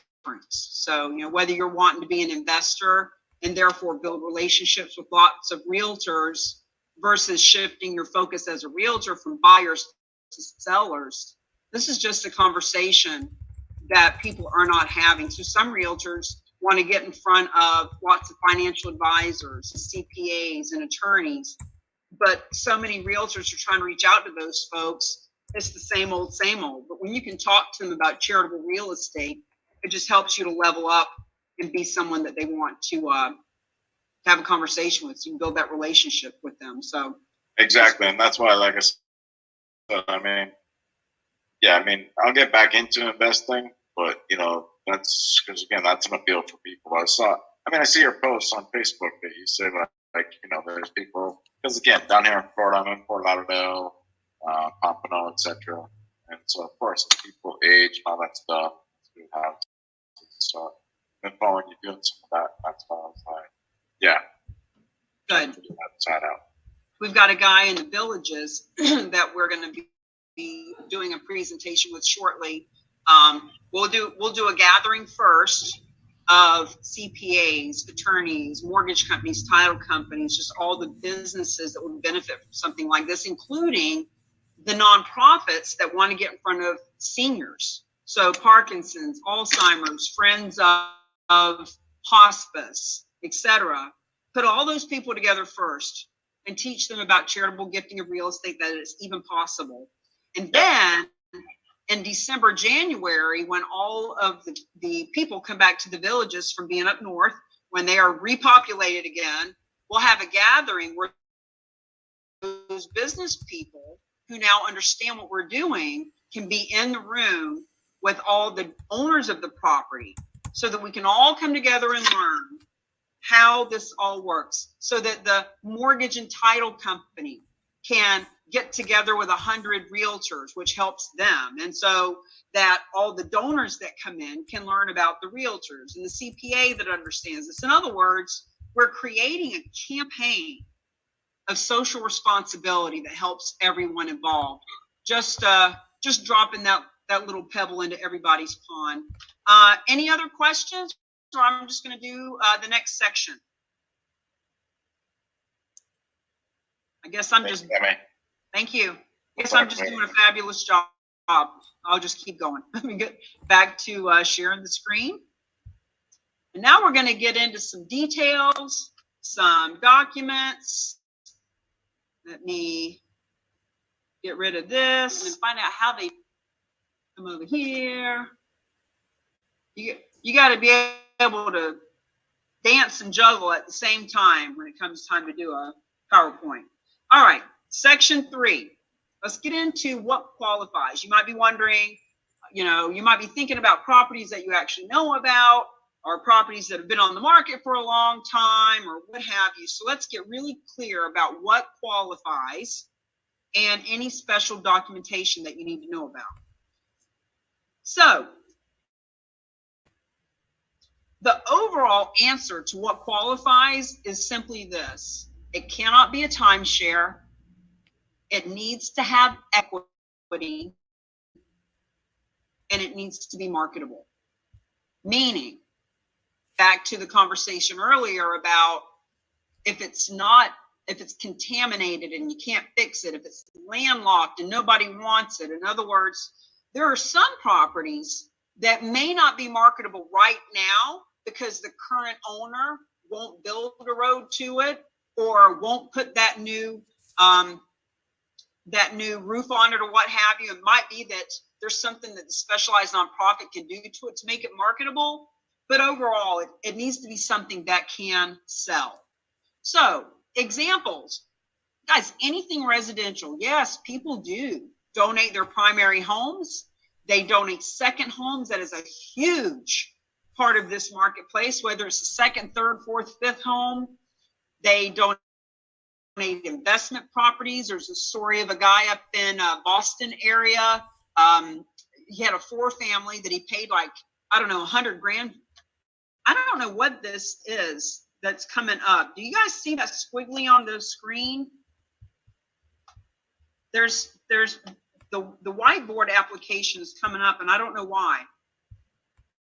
Alan, do you see that on the screen? Yes, it's on the screen, Cammie. Yeah, so whatever. There's some squiggle marks on it. I don't know what that's from. I'm sorry, guys. I've never seen this before, and frankly, I don't know what to do with it.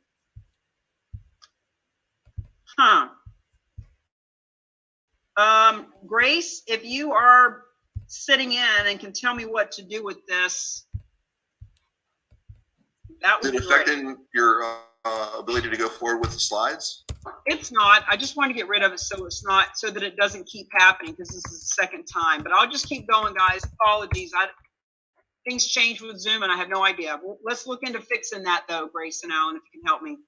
Okay, commercial. Any kind of commercial, multifamily, office buildings. There's story after story about, office buildings where this one guy donated his office building a couple of years back, and at the end of the day, there was about $800,000 in proceeds, and he didn't even care what nonprofit got it. For him, it was such a big windfall for his company, for his estate planning, that he told the specialized nonprofit to just divvy out the money as they saw fit, and they did.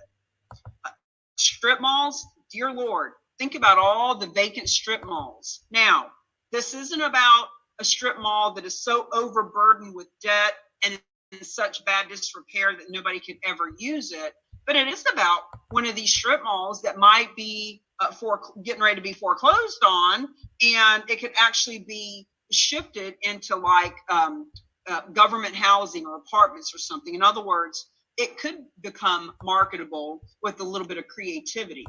Storage facilities, restaurants, as long as it has equity and as long as it's marketable.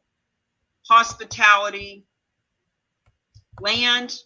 One of the stories under the RAOC.com/donations is about land that is commercial, several $1 million in value. Raw, farms, ranches, no timeshares. That's really the only absolutely no thank you. What qualifies the property? Length of ownership needs to be at least a year or more when you look at the perspective of tax implication. In other words, if the person is donating it just because it's the right thing to do and they've only owned it for 6 months and it's not going to help them with taxes, well, that's up to them. But in order to get the tax benefits, at least a year of ownership. Marketability, we talk about a lot. Will the property sell? Will it sell?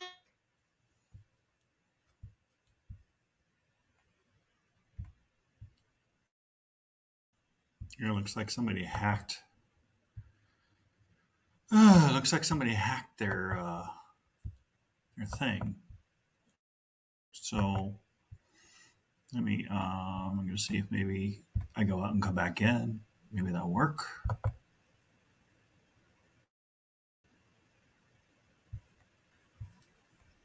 Mm-hmm.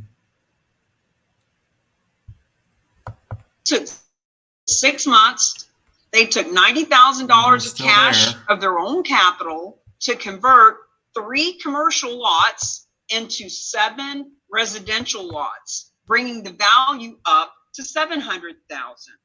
So it became more marketable in a different way. Just examples of why you want to have a third-party expert that's doing this. The underlying tax circumstances are a part of what qualifies, meaning the very first question on the property evaluation form is, what is your intention? Why are you considering donating? Because even though 20% of the people who donate do it just for the tax benefit, usually the best donations are people who have a philanthropic intention and they're doing it for all the right reasons. So we, as the real agents of change, don't get into their dirty laundry or business. But when we put them in touch with the specialized nonprofit, for them to know what the underlying tax circumstances are is going to be a big part of, is this property marketable?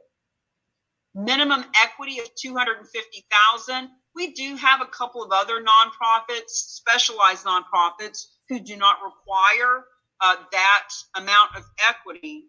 But keep in mind that the average is $550,000. And the first story you heard, the first property was giving $406,000 to the nonprofit. The second property is giving $600,000. Just so happens you put those together, it's an average of $550,000. But there is a minimum when the specialized nonprofits are getting involved. It really depends on lots of different moving parts. Like, is there a mortgage to be paid off? Is this going to require a lot of capital? Does it look like it's going to take more months than a regular property would? But in essence, the minimum equity is $250,000. Average equity, $540,000, $550,000. Actually, last year, we need to update the slide. Last year it was $557,000. Maximum size is unlimited. So I haven't seen any that were, in the hundreds and hundreds of millions of dollars, but I have been told many times that the maximum size is unlimited. Now, what are the required documents? I'm so sorry about this image. If I could get rid of it, I would. I'm really sorry. That's embarrassing, but I can't help it. Okay, so here are the documents. When the donor first comes to the table, they are given 2 net gift estimates, meaning here's what it would look like if it was a traditional sale. Here's what it would look like if you do it based on the facts that you're giving us right now about how much the mortgage is, how much equity, et cetera, et cetera. And when they decide to make the donation, the net gift estimate is the guiding document from beginning to the end that has the donor's property in contract with a specialized nonprofit, which is what guarantees you, the nonprofit, the realtor, everyone involved, that the nonprofits are going to get the money that the donor wants them to get. Donation agreement. So the donation agreement is simply, here's the deed, here's the keys, signing an agreement of donating the real estate. It could be a bargain sale. So it's either a donation agreement or a bargain sale agreement, and here's the difference. If the property is donated completely 100%, that's a donation. If even $1 needs to exchange hands, it is a bargain sale, because at that point, the property is being purchased at a bargain, even if it's $1. So those are the 2 different agreements. Donation disclosure agreement is just like any other real estate disclosure that would be needed in real estate. Okay, IRS Form 8283 is the form that goes to the IRS that gives the donor their tax deduction. It is signed by 3 parties. It is signed by the appraiser, by the donor, and by the specialized nonprofit, because it is the specialized nonprofit that is taking title, taking financial responsibility, liquidating the property, and granting the money to any other of the 1.5 million nonprofits. So in essence, your church, your veterans group, your animal shelter, They are not submitting any forms to the IRS about this. They are getting a grant, but it is not a grant that they had to fill out paperwork for and apply for. It is a grant because the donor designated them as the recipient in the beginning on the donation agreement. Now, the other form, the 8282, which you would think would be the first form because it comes before 8283. But anyway, this one is when the property is sold. It is signed only by the specialized nonprofit. So, for example, $600,000 property we've been talking about since the beginning. At the beginning, the 8283 is submitted. It appraised at $600,000. The appraiser signs it. The donor signs, yep, that's what I'm claiming as a deduction. And the nonprofit signs off, yes, that is the gift that we received. Now, let's say the property sells for $550,000 or $600,000 or $650,000, whatever it sells for. The specialized nonprofit sends that to the IRS as a checks and balance kind of thing. So the donor got their deduction based on the appraised value. Now, if that property had sold for, say, $300,000, well, that would throw up a red flag because that's 50% of the appraised value. There might be something funny or screwy going on there. And that's why the IRS wants this checks or balances going on. Keep in mind that the specialized nonprofits have been doing this for many years. They're not going to take a property that appraises at $600,000 unless it's clear from doing their own research and talking to local brokers that it is, in essence, a $600,000 property.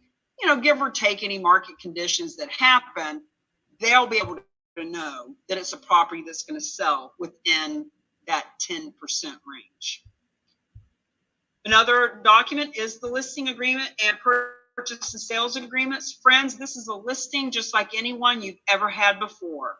There is nothing different about it at all. It's kind of like an REO property or a relocation property from the perspective that the original owner, John and Mary, aren't the ones signing the listing agreement. They don't own it anymore. They donated it to the specialized nonprofit, which is what gave them the tax advantage that they were looking for. And now specialized nonprofit is your client and is signing the listing agreement.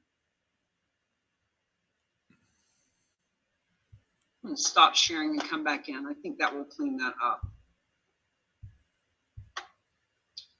Okay, preliminary property evaluation. This is the basic property evaluation we put on the screen earlier.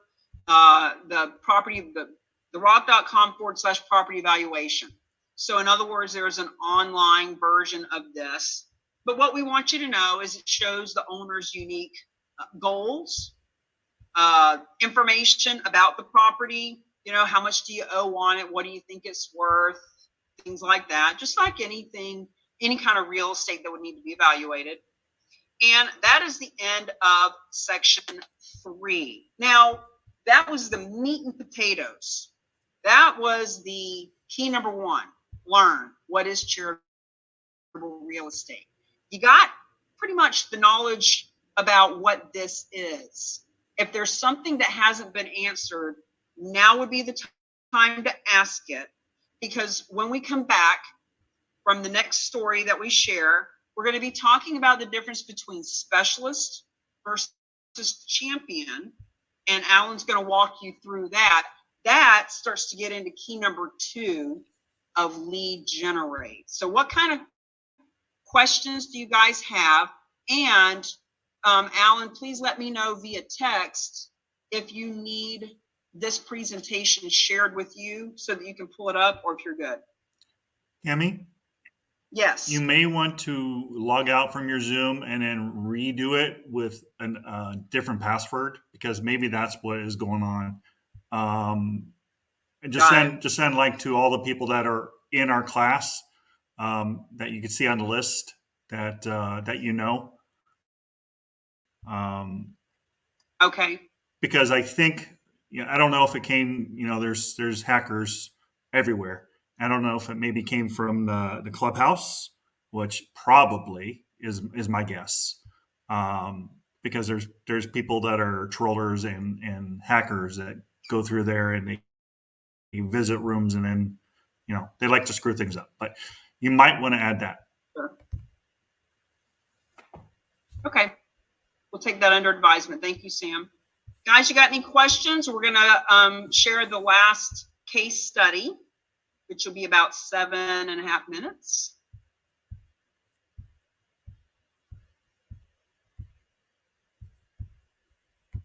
Great presentation. Thank you, Sam. We appreciate you always supporting.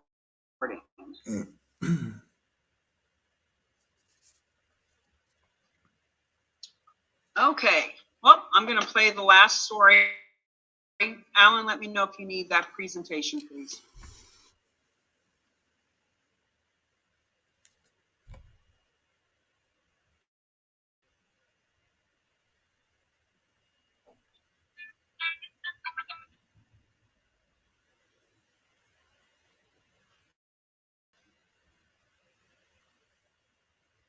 Welcome to the Real Agents of Change podcast series, where we love to talk about our nonprofit friends and how they are getting funded by donations of real estate that average $550,000 for one piece of real estate. Our favorite specialized nonprofit, Realty Gift Fund. Bruce, what is our story today? I'm going to talk to you, Cammie, about a deal that I was introduced to just a few hours ago. So we're not under contract yet, but this is such a wonderful situation that I wanted to share it with you because there will be a lot of people around the country who are in the same boat as our donor is in this one. Her name is Mrs. Baum, and she, I think is in her 80s. She lives on a farm in New York, and it has 2 houses on it, 40 acres. She, I believe, lives in one, and she has leased the other one to a friend for an indefinite period of time, intending for this friend to be able to pay rent and live there until the friend passes away. And she would like to make a donation of the farmhouse that the friend is leasing. And we think that both of the homes are on a single piece of land. And so in order to donate one of them from the other one, Realty Gift Fund is going to have to step in and do a lot split with the local jurisdiction, the county or the township or wherever she lives, in order to create a separate deed, legal description for each house. And we do this, we have done this our entire career. We did a donation last year where we took a 3.5 acre commercial or 5.5 acre commercial property, and we subdivided it into 7 residential lots and sold off the residential lots and created a much bigger value for the donor than the property he came to us with initially. And so we know how to do this, but we're going to have to do that with this one.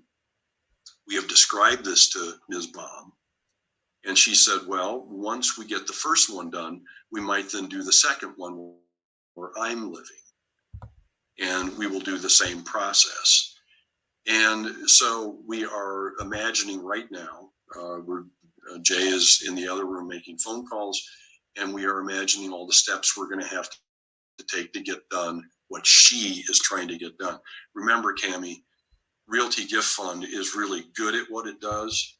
We are hardcore real estate people who have been in this business for 40 years each, and we've operated across the country, but these donations are always about our donors. Who are they? What are their circumstances? What are they trying to accomplish? And how do we keep them safe from the present time to the target time so that they get accomplished what they want and we haven't put them in any sort of financial jeopardy, that they've lost their house or we're trying to take care of what our donors need, even if they don't right now know that they need that. So we're in the process of determining all this.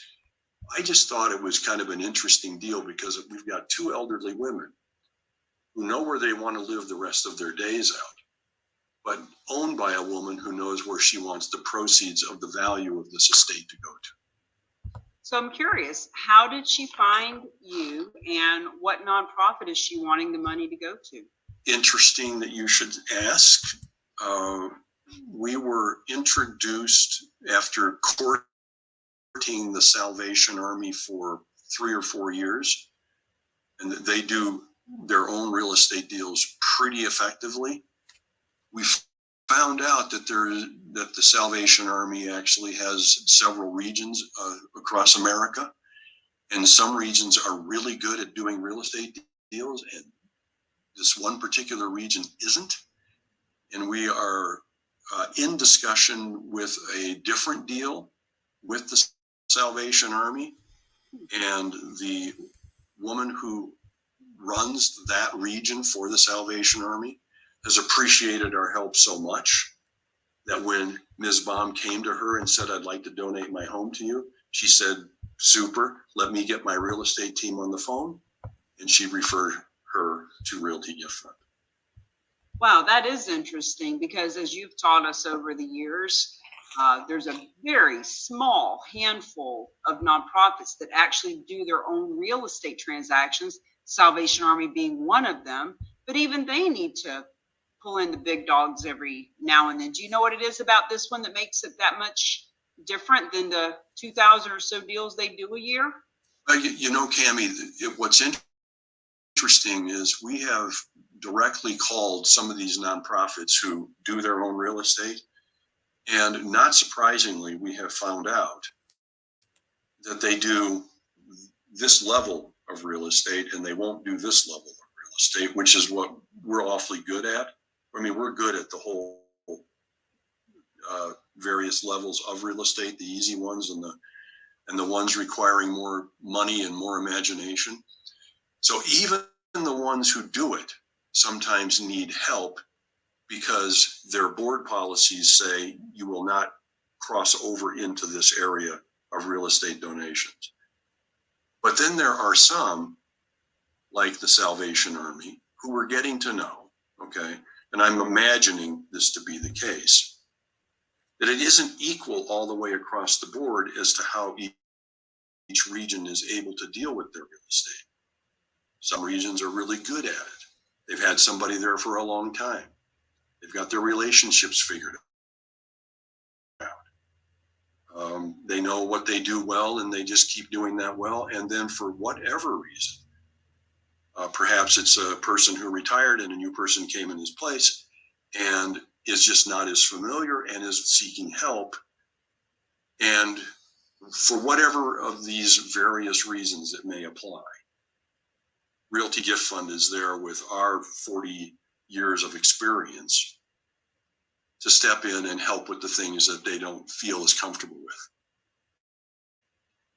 Well, I've definitely run into several stories now of nonprofits who say they do their own deals, right? But sometimes need the help of someone with more experience. Well, thank you, Bruce, for another story. Friends, gifts of real estate are happening all over this country to the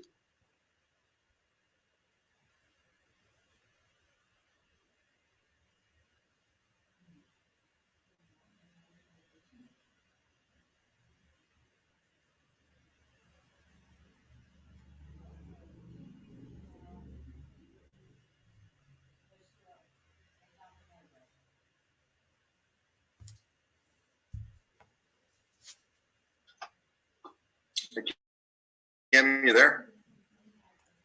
Yes. Okay. You're up. Okay. I figured there was another bit for you there. Sorry about that. My fault, folks. All right, guys, listen, I just want to real quickly, I'm going to share the screen. I just want to go over a summary of basically what the difference between a specialist and a champion looks like. So let me just share this. All right. So this is, you go to therock.com/store. This is the landing page you'll come to. And it talks about our products, the charitable real estate products that we have. The basic product, everyone here should be getting at least the specialist package. It's very simple. It's very straightforward. You're first of all going to have access to. Let's see, I'll go to this simply. I'm going to skip through a lot of this stuff. Go right to the meat and potatoes here. All right, you're going to get your your certification, designation, and licensing. You get the certified charitable real estate specialist designation that you can put on, your card or your website, any of your branding, your marketing. You'll get a printable certificate as well from the Real Agents of Change, and the use of our trademarks and logos so that you can put those on your personalized marketing. Now, the one I talked about during the presentation was with our office hours with Bruce, which are the 3 hours with our team specialized nonprofit. That's the Real Agents of Change. And it's the first, second, and third Wednesday of the month at 1 p.m. Eastern time. And I cannot stress this enough. This is a huge value right here to get one-on-one access with Bruce. Questions, concerns, any of the experiences that you're having in your communications, whether it be with nonprofits, with donors, and just trying to get a handle on how to speak to charitable gifting and real estate, which it can be a mountain of information. Once you really start digesting this and you start thinking about how many different ways you can apply this, you're going to realize this is a huge value. Where it says get promoted, this is the interactive map that we have that highlights all the certified charitable real estate specialists, the nonprofits, the financial professionals that are involved that have gotten certified, and even donors who are all going to be on this interactive website. So if you hover over any specific area, it'll pull up all the local, the RAOC affiliates, or the people that are either specialists or champions in those areas. And even when people are searched on Google, so if someone were to search charitable gifting of real estate in Florida, then it's an opportunity for that person to come up on a Google search. We've already had people talk about them being found on Google searches just from this one page. And then the affiliate status, another one that doesn't get enough recognition here. So obviously, we're happy that you came. We're excited for you to share this with as many people as you can, and we want to help train you and get you up to speed so that you can talk to this. One of the bonuses to bringing people to the master class and having them also either get specialist status or champion is that you'll get a 10% referral fee as a specialist, as an affiliate status. So it's just another way of incentivizing you to share this information, and you'll get a financial reward for doing so. And that's basically specialist in a nutshell. Everyone here is probably self-starters and willing and ready to take action on it right now. And of course, we're here to support you and get you where you need to be. What you get as a champion, though, that's what I want to talk about the most, because this is really where thousands of hours of Cammie and Danielle, Grace, myself have been putting into documents, videos, interviews, marketing material. I want to share some of that in a moment, but there's been so much time and so much energy put into this to bring, shorten your learning curve, to take all the work that we've done and put it in a package so you can just take it and hit the road. Like, you guys can start just, applying so much of what the work we've done to what you want to accomplish with the nonprofits you want to work with, whether you're a nonprofit and want to just open up the pipeline for receiving gifts of real estate. Legacy Launchpad, which is a huge compilation of information that Cammy's put together. 5 keys to leverage real estate for real change, and 7 P's from purpose to payoff. I feel like that needs to be highlighted. When Cammy first went through the 7 P's with me, one by one, and just broke my whole, like, it just broke me down as a human being and sort of exposed what my real motivations were. This is such a powerful way to really get focused on your purpose.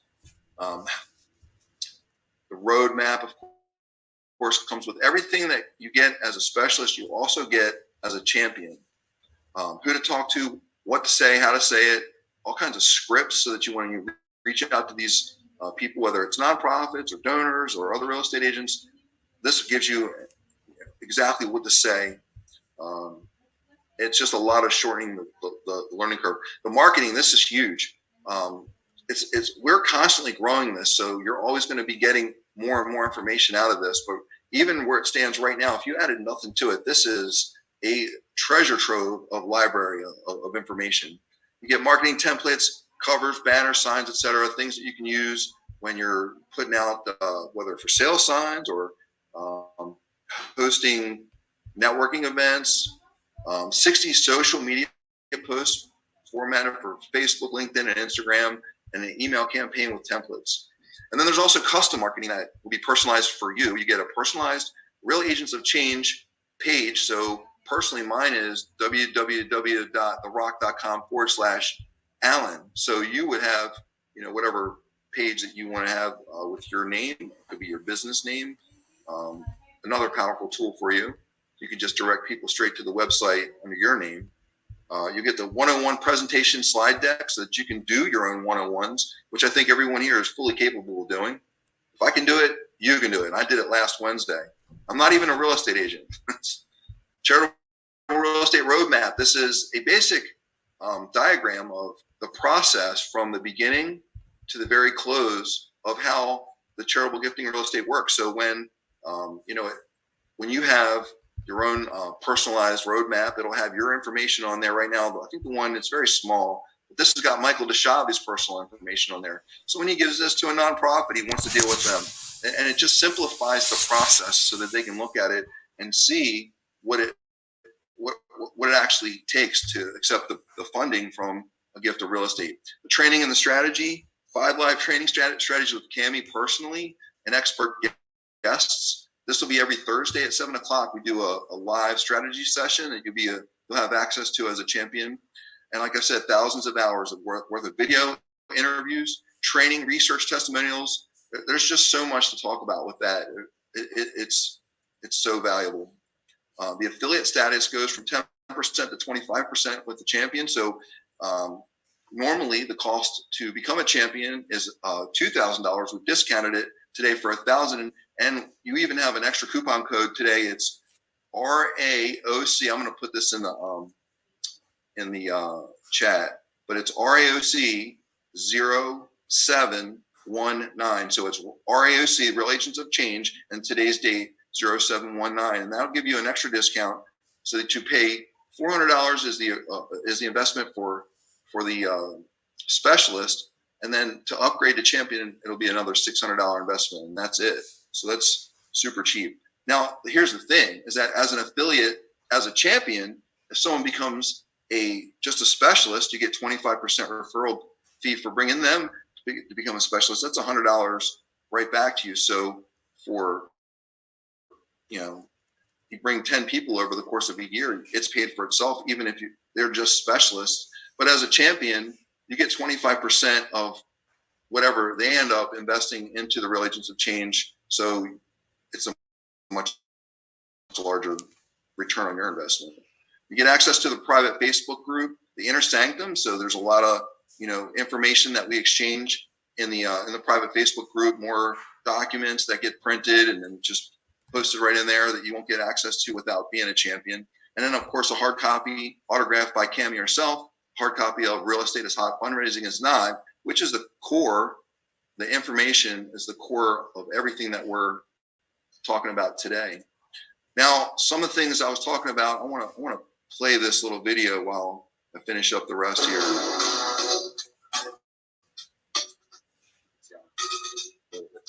This is some of the marketing that Danielle's put together. Can't see it, Alan.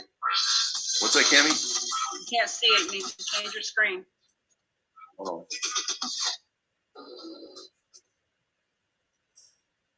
It doesn't change. Oh, I got to change this. Okay, I got to share the new screen.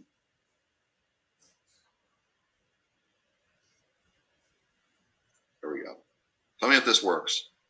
You getting that one? Yep. All right. So this is some of the marketing you get as a champion. This is there's so many of these that Danielle's worked on. This is just a tiny little fraction of it that you can design. You can modify for your own personal use. You can use it just as is. But these are like just different options that you have that as a champion, this is unlocked for you. These are all like very powerful, sometimes even provocative slides that talk, that speak to the heart of people. Things that are, sometimes a bit, a little jolting, but this is what's needed in this environment. We're going to bring billions of dollars to the nonprofit world. They need to wake up. It's ironic that they're the ones who are usually the resistance that to be able to receive these funds, and not, these nonprofits are so, used to saying no to real estate. They don't know about this secret way, this unique way of accepting the funding.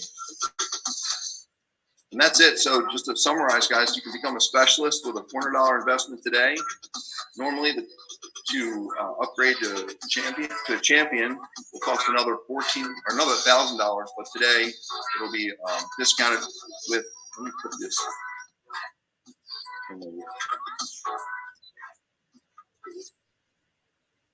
gonna put the unless somebody else, Cammy, can you do that? Put the I did. RAOC. Okay, cool. I did. They have it. Thank you.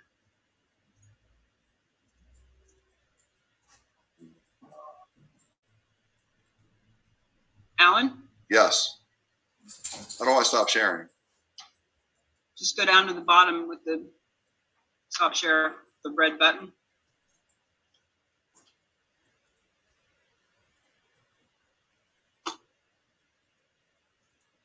I think I did it, right? Nope, still seeing it.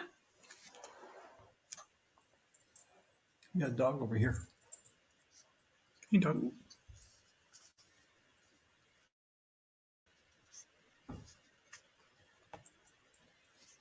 I see. Done. Thank you. All right. And that's it. Cammy, you got it from here? Are we going to take a 5-minute break? I'm sorry. Are we going to take a 5-minute break?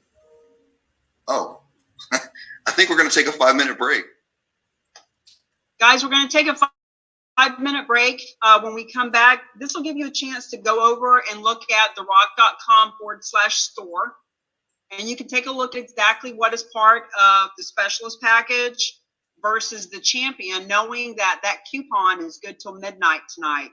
We just do this when we have the master class. We want to give you that incentive to go ahead, because look, we need your help.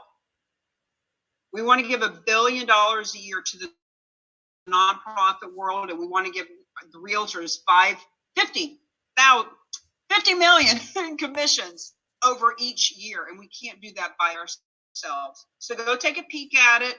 Next, we're going to have one final session that is all about who do you talk to?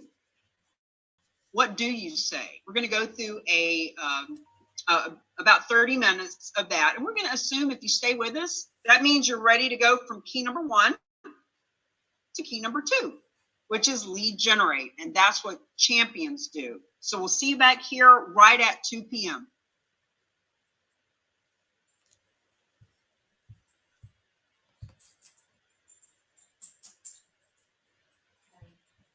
I'm still on. I'll come in there.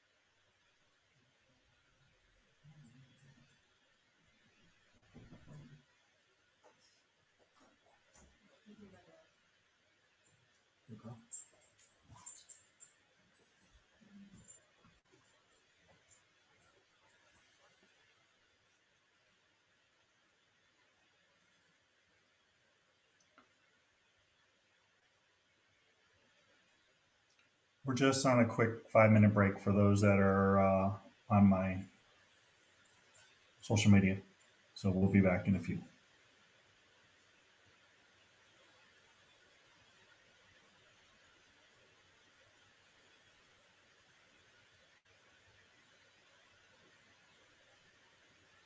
Everyone in this room, we're just on a quick 5-minute break. Thank you so much for coming and listening. And if you want to know more about guys, we're going to be stepping into the next segment in just a minute. Just thought I'd jump on. It's 1:58. Does anybody have a question or two while we're waiting to get into the last section? 9 billion.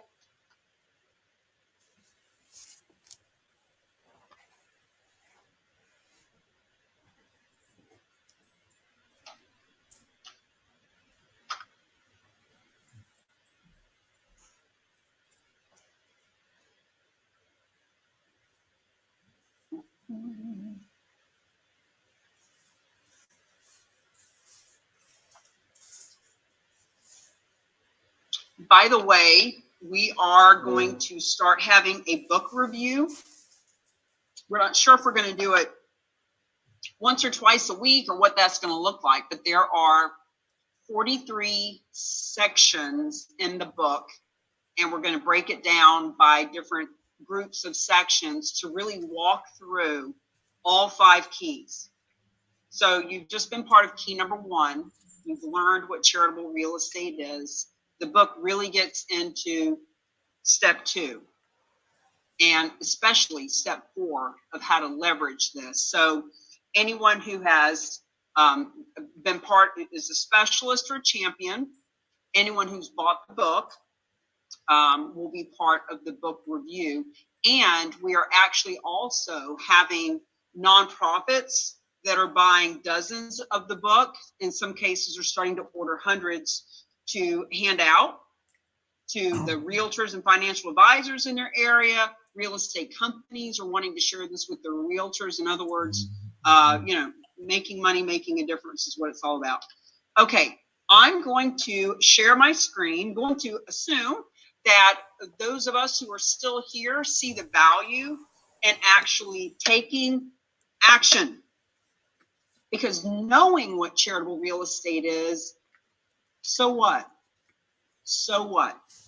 If we don't talk to people and actually help to find the people who want to donate and have these really interesting, sophisticated conversations, which lead us into relationships and rapport and resources that we wouldn't have had without them. We are all in the group living examples of the relationships that are created. I mean, even Sam is just a soldier. He's a warrior for us out in the world, and he's doing it on Clubhouse.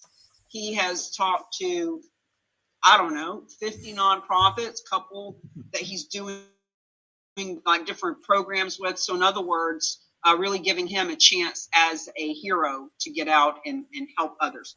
So let me share my screen, and we're going to go through a memory jogger list first. Because people will say to me, Cammie, who do I talk to? What do I say to this person, to that person? And when you are part of the champion package and we have the videos and we have the purpose workshop and we go through like, what is your purpose? And we talk about what is their purpose, meaning the people that we are talking to, whether it's a one-on-one conversation over coffee, whether it is a post that we're putting on social media, whether it's an e-blast to 100,000 people, we need to know what's in it for them. Why would they be interested in this? And the third P is about your presence. Like, who are you being in the conversation? Are you showing up confident, convicted, like really on fire to let people know about this? Or are you scared and reserved because you don't really understand it? So we're going to start keeping it really simple with our top 10 memory jogger list. To start thinking about who would you talk to. And we are going to have a little bit of back and forth, a little bit of engagement with this. So be prepared. Because look, if you're not willing to talk about it with me, you're definitely not going to talk about it with anybody else. So the memory jogger list, we call it the top 10. It might be that you know 2 people in this category, and it might be that you know 100. You just say top 10 to keep it simple. So for example, altruistic donors. Friends, if this is really important to you, if you really want to help your causes and communities, if you're ready to step up and do what you say you want to do, then get a pen and paper out and write down at least one name for each of these categories. Everyone knows someone who gives to a nonprofit for all the right reasons. You've got a friend that's got breast cancer, or her mother had breast cancer, and now she wants you to go on the breast cancer rally walks. We all know someone who gives all they can to the animal rescue shelter because they just flat out love the dogs.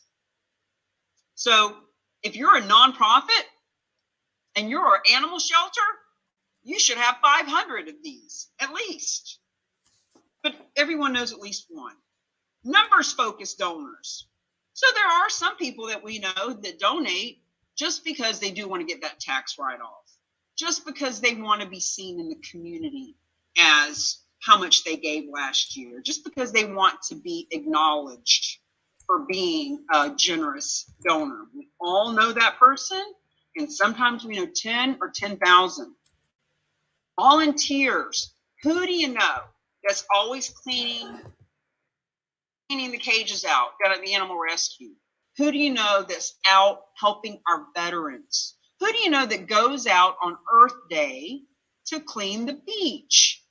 And if you're a nonprofit, who are those people that show up to sell your raffle tickets and put all the flowers on the table for your gala?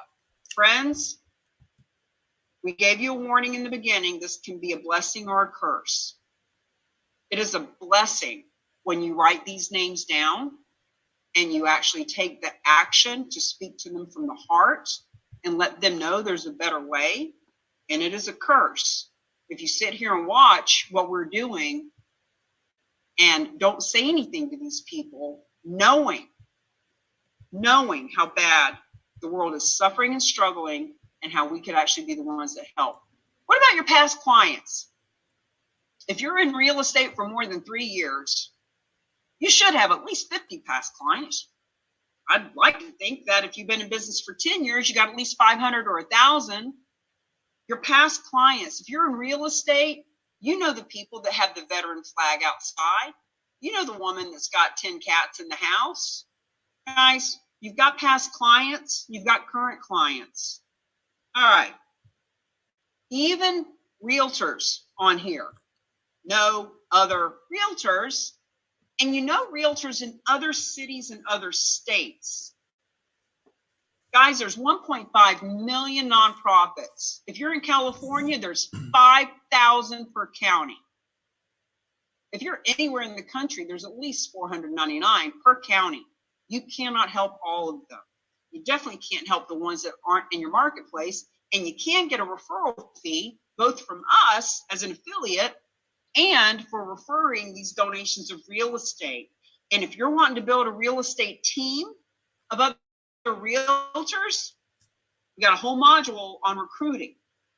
So who are the realtors that you know? And if you're a nonprofit, you need to think of all the realtors you know all over the country, because they are going to help you find donations because they're going to get paid to do it. Financial advisors, everybody knows 1 or 2 or 10.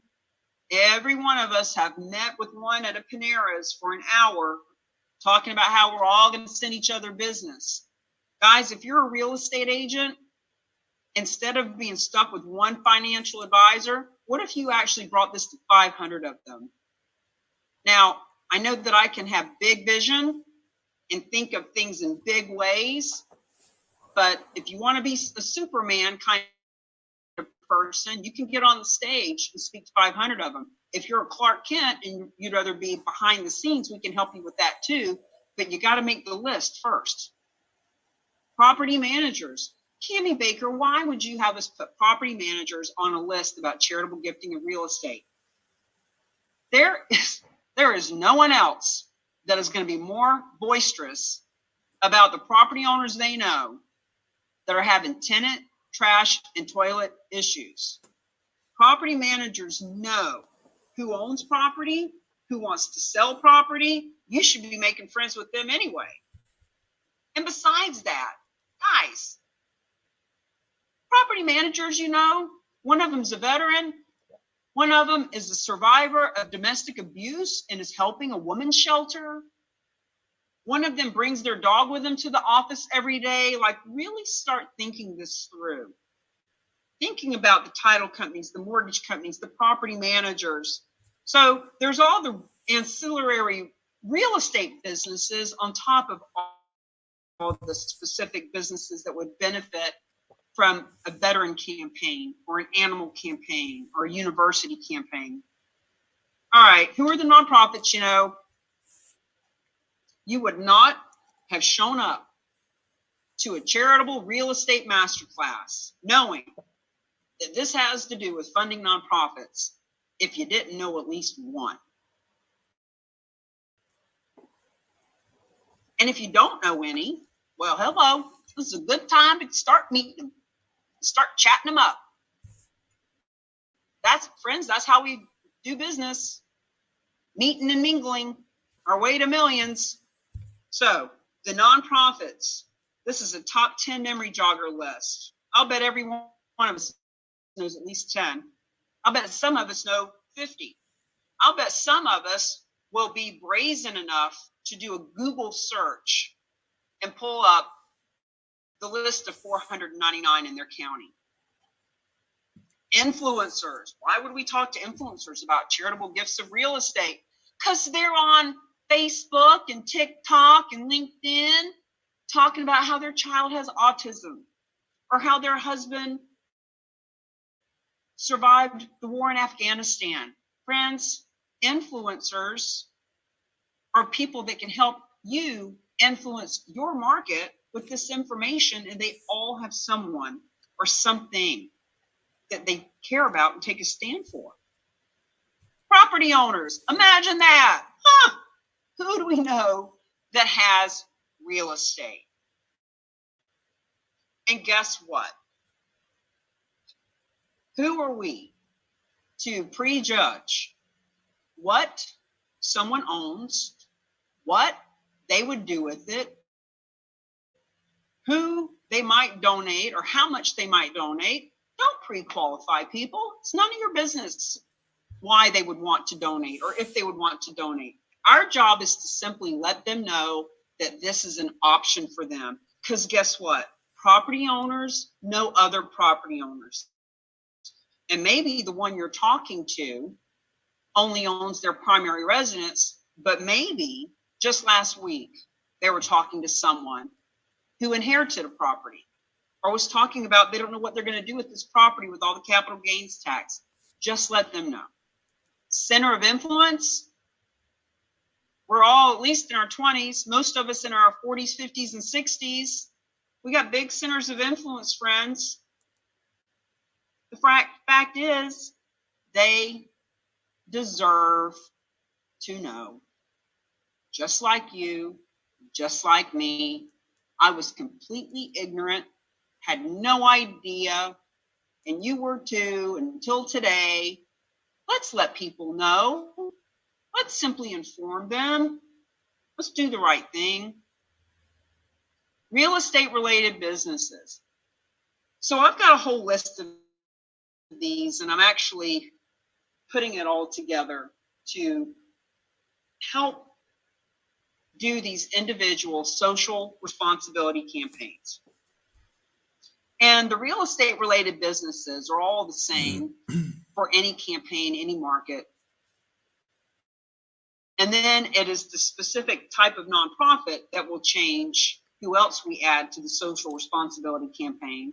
But think about the plumber, the painter, the contractor, the landscaper, the home inspector, the home stager, obviously the mortgage and the title and the insurance and the title insurance, and the roofer and the deck builder and the fencer.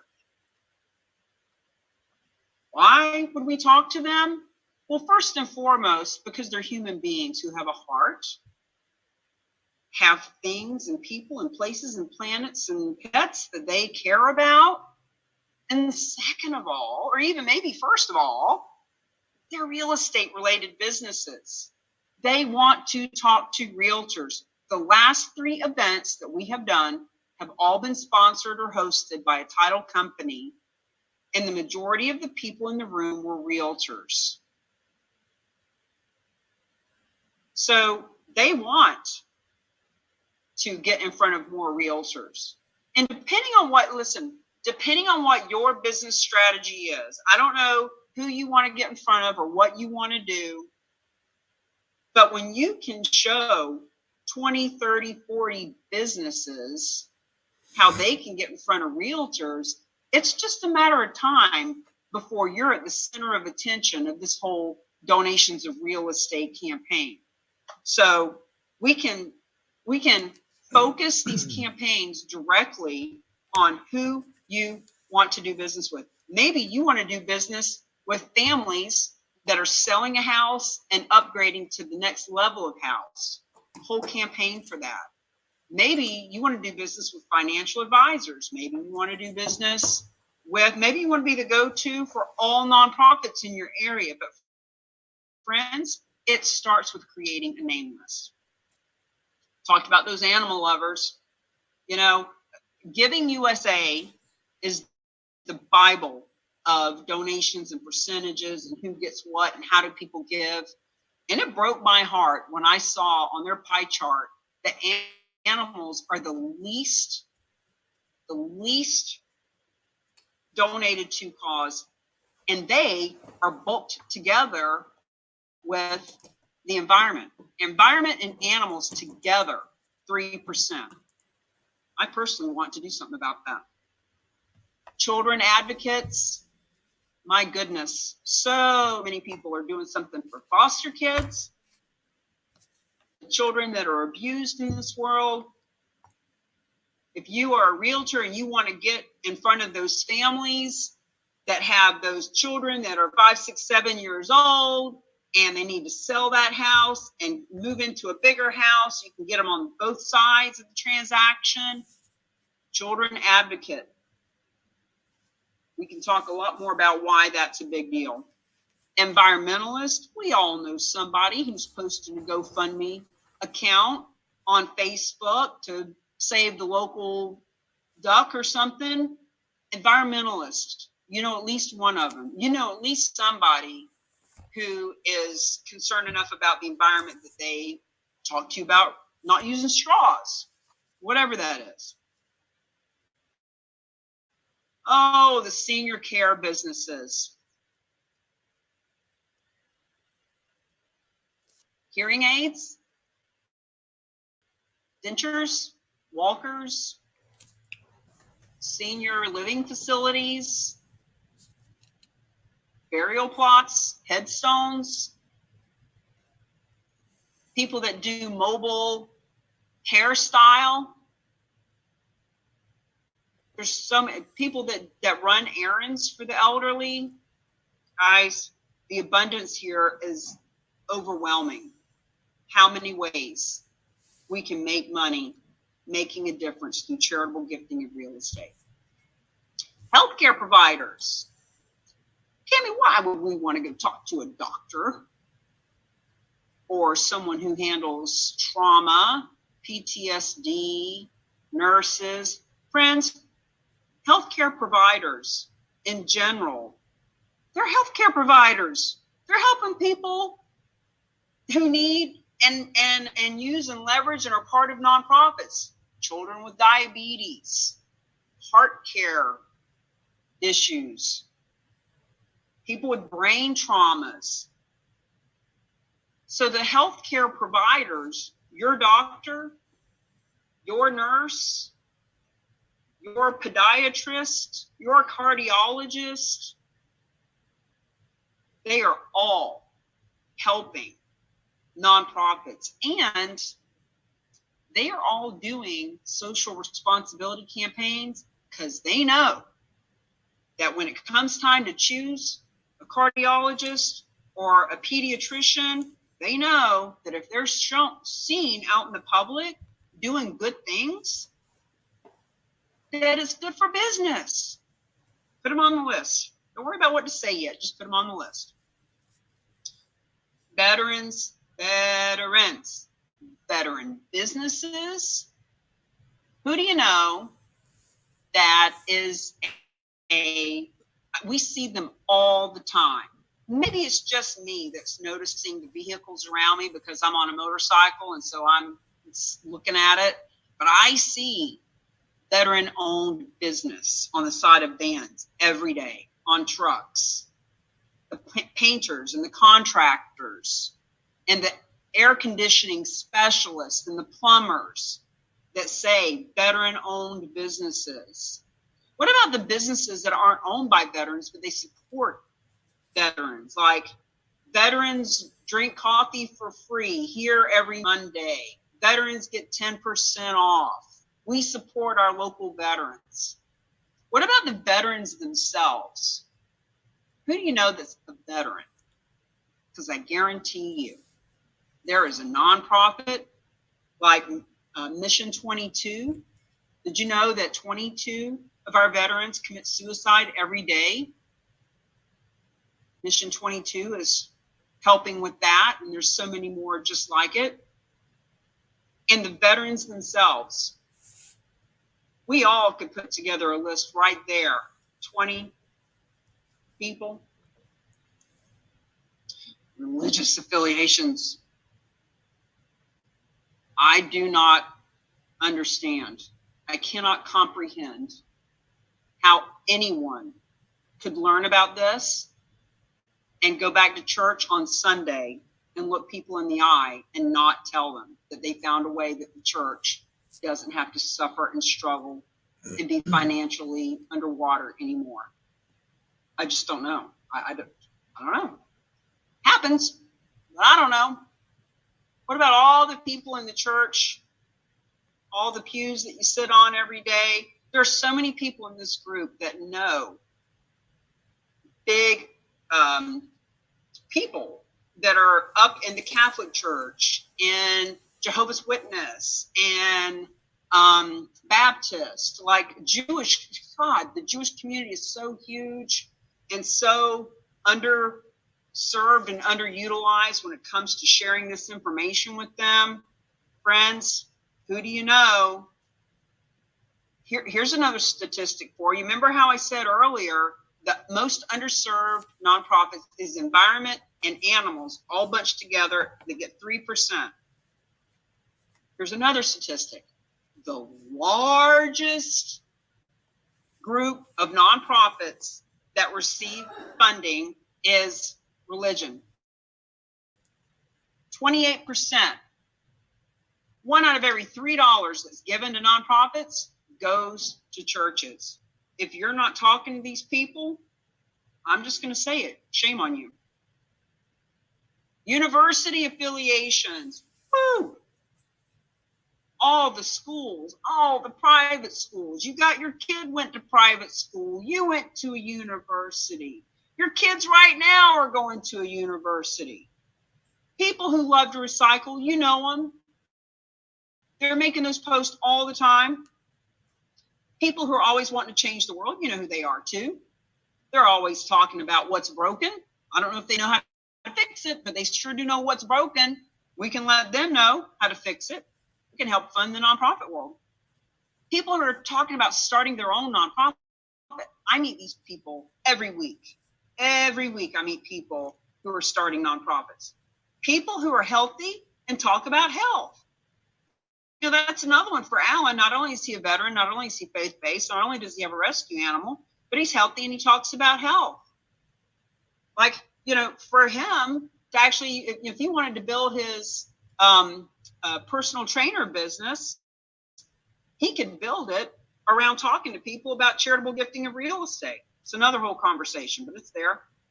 People who are retired, we are traveling the country in this RV. Every RV park we go to, I would say 70% of the people per park are retired and over 65 and traveling from someplace else. We've got to put right on the outside of our RV, donate real estate. You choose the charity, we'll do the rest. They're retired. We need to be talking to them about this. Seniors, the seniors themselves. When you think about where is real estate going to come from? Where's these donations going to come from? People that are 65 and older, they are typically have a higher level of education. They typically have a higher income bracket. They typically own multiple properties. They're typically a senior. Whether they have children or not is irrelevant, but the seniors are where we're going to find a lot of these properties. So I would like to just have a quick chitty chat. I'd like to find out, who have you thought of? You don't have to give us people's names and telephone numbers, but just, I'd like to hear some input as to whether or not, did you think of somebody that, Sam, did you think of somebody going through this again that you hadn't thought of before? Beverly, have you thought of someone? Jackie, Barkley, I'd love to hear if this is helping at all. Amy, it definitely is. I think that, I'm 5 months into real estate. I've had 3 transactions, and I already think of one client that comes to mind. So absolutely. Good for you. And you're 5 months in real estate. You could be outperforming the local superstar very quickly. If you started talking about it depends. Are you, Jackie, more of a superwoman and you want to be out in front of people and be on video? Or are you more of the quiet behind the scenes person? I'm the one where they say, don't put baby in the corner. So you can put me on stage. Absolutely. Well, you could be speaking to veteran groups, put baby in the corner, honey. Rotaries, churches. You could just be doing Facebook Lives. There's so many ways to get you in front of hundreds and thousands of people, not the least of which doing a Yahoo Finance article. I can show you how to do that, where you can leverage that for the rest of your career, being seen in Yahoo Finance. But, if we're just talking about typical real estate stuff, well, anybody can talk about that. But charitable gifting of real estate, that's something people will want to interview you about. Vince is asking, so what does the introvert do? Sometimes the introvert's even better, Vince, because sometimes people that are very extroverted and chatty are talking so much, they don't know how to listen. So it might be that you as an introvert, you're probably listening and watching and observing more than the extrovert, and therefore you probably know even more of these people. Now, you may not have big, huge conversations with them, but I need to know a little bit more, Vince. I know you don't have a microphone and you can't come on, or can you, introvert? But if you tell me a little bit in the chat, are you a realtor? What is your intention with this? Do you run a nonprofit? Who do you want to do business with? So thank you for the question. So what does the introverts do? The fact is, I need a little bit more information than that. It's kind of like if a realtor says, hey, I'm going to call for sale by owners. What do I say if they ask me my commission? Well, that depends. Where are you at in the conversation? Are you on the phone or are you at the door? What is their motivation? Have you built rapport? Do you know why they're selling? In other words, you need a little bit more information than just what does an introvert do.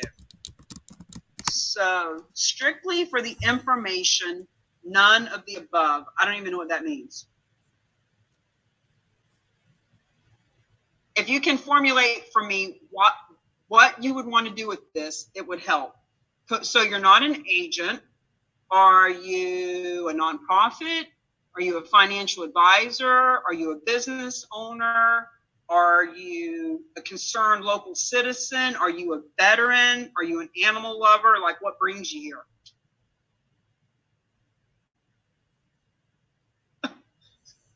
Vince, it's like pulling teeth, bro.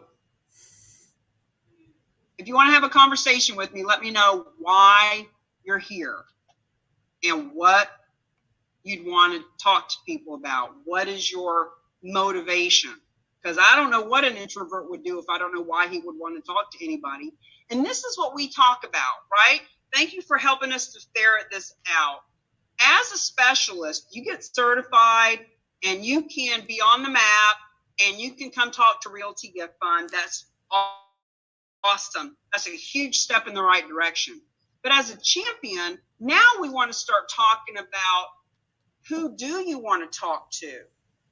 Like, do you want to be the go-to realtor for everyone in the Tri-County area? Do you want to be focused hyper on helping domestic abuse?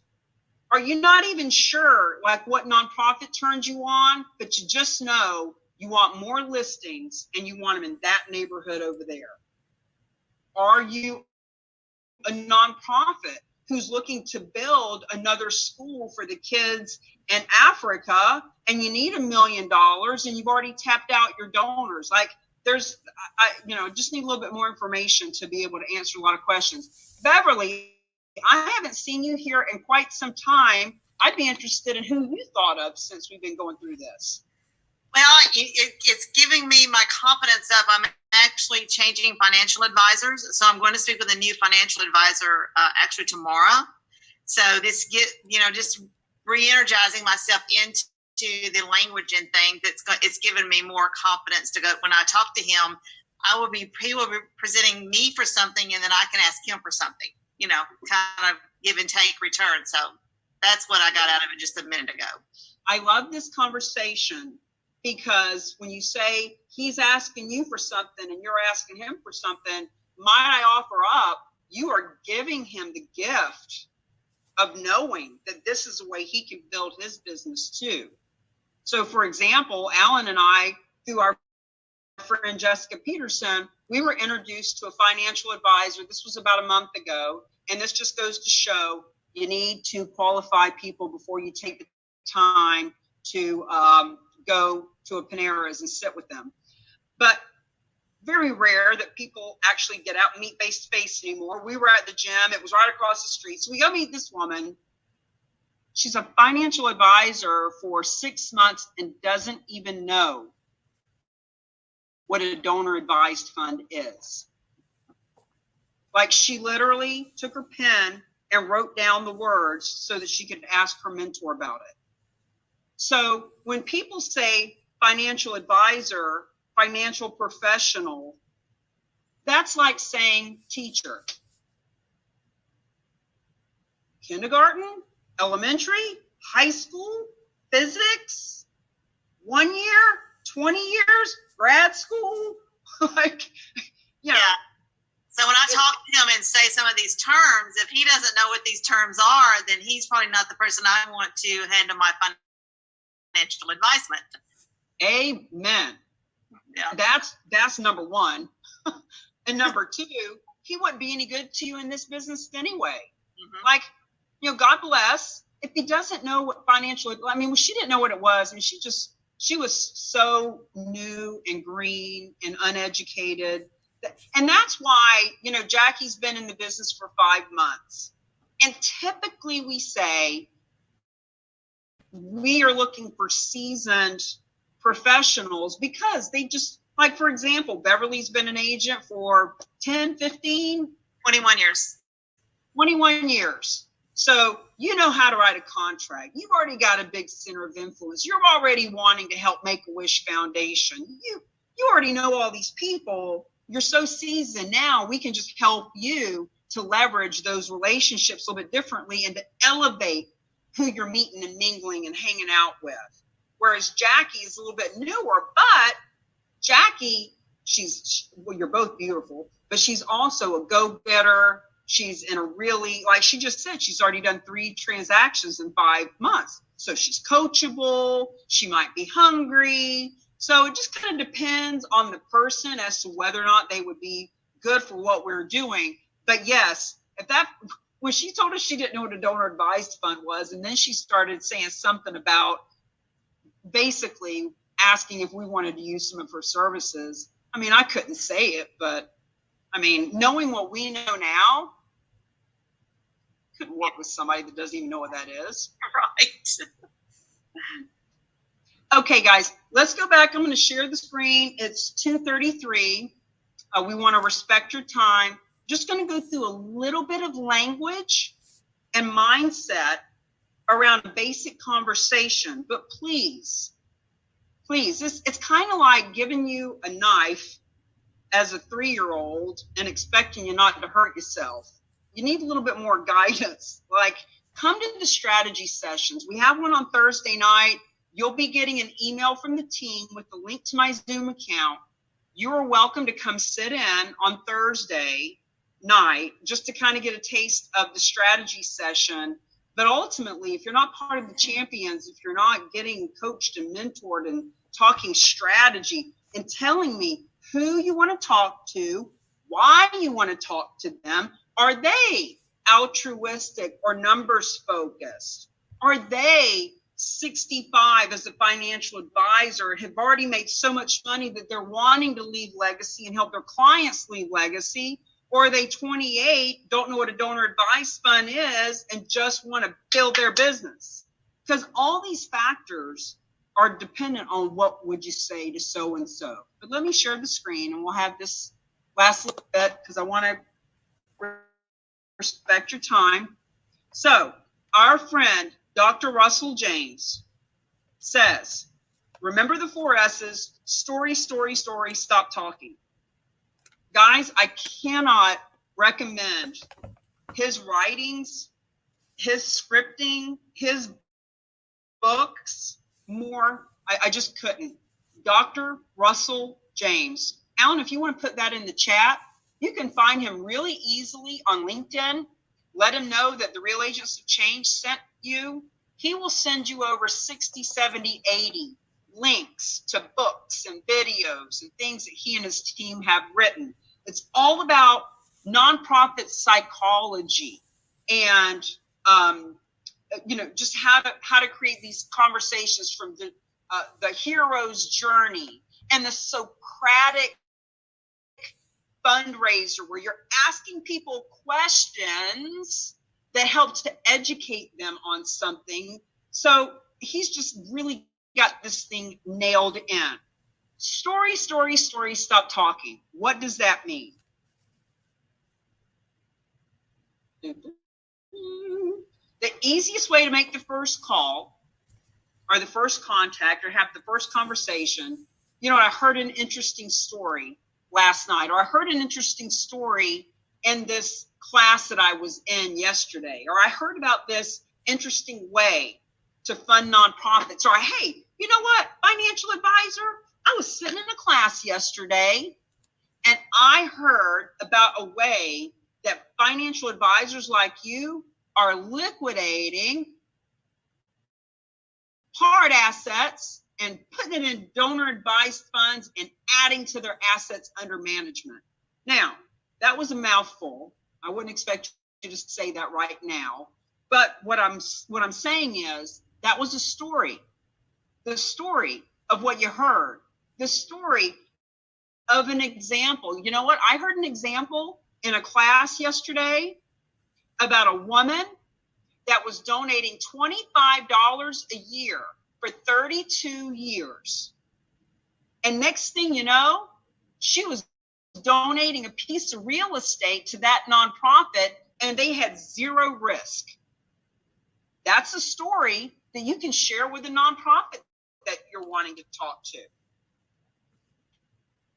I thought you'd find it interesting.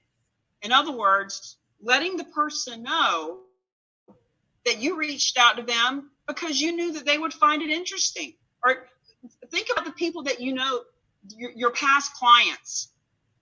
John and Mary. John and Mary are your past clients. They bought a house from you. They sold a house through you. They bought investment property through you. You know John is a veteran, and you know that Mary had breast cancer. And you know that they're beautiful people, and you've seen on their Facebook how they're doing a walk for life.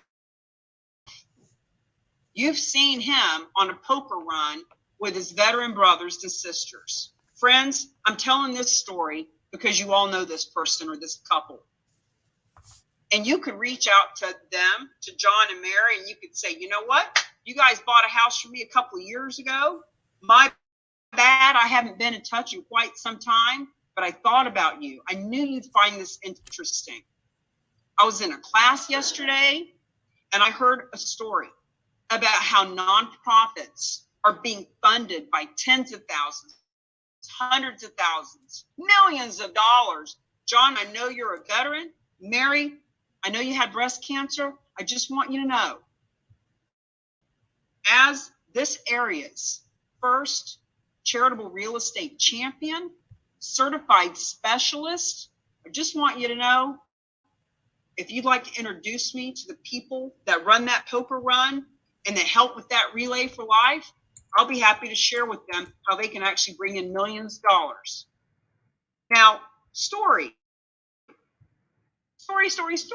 We didn't get into details. We didn't talk about percentages. These are just examples. It depends on how well you know them. You know, there's a big difference between cold market and warm market. Lots of variables. I learned a way our nonprofit can 6 times donations. Friends, if you sit on a board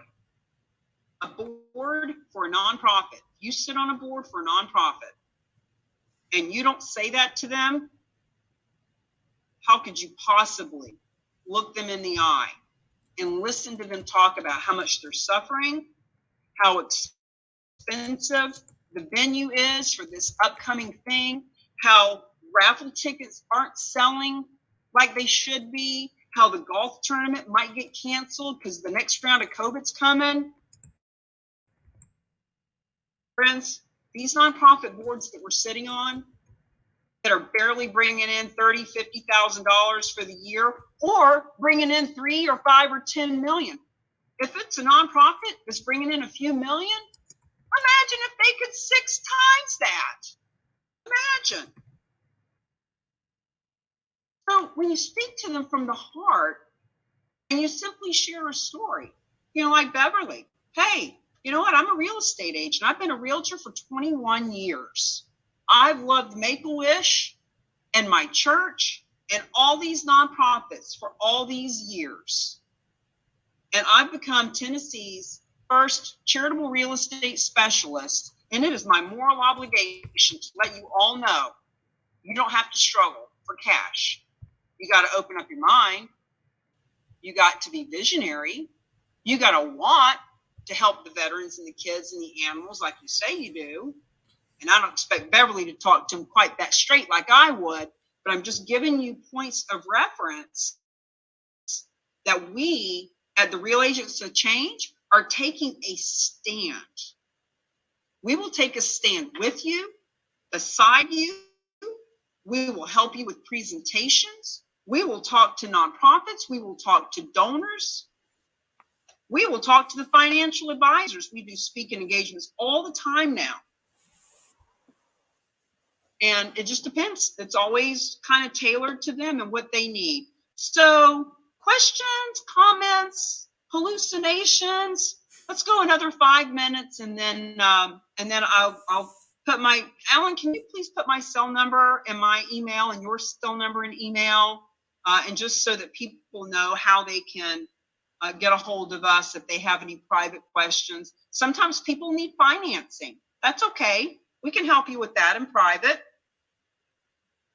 Sometimes people need a 5-minute personal conversation to really understand how this can help their business, or how it can help their nonprofit, or how I've got a call after this with a woman who's doing an event for her nonprofit, and she wants me to get on the stage and tell them about charitable real estate.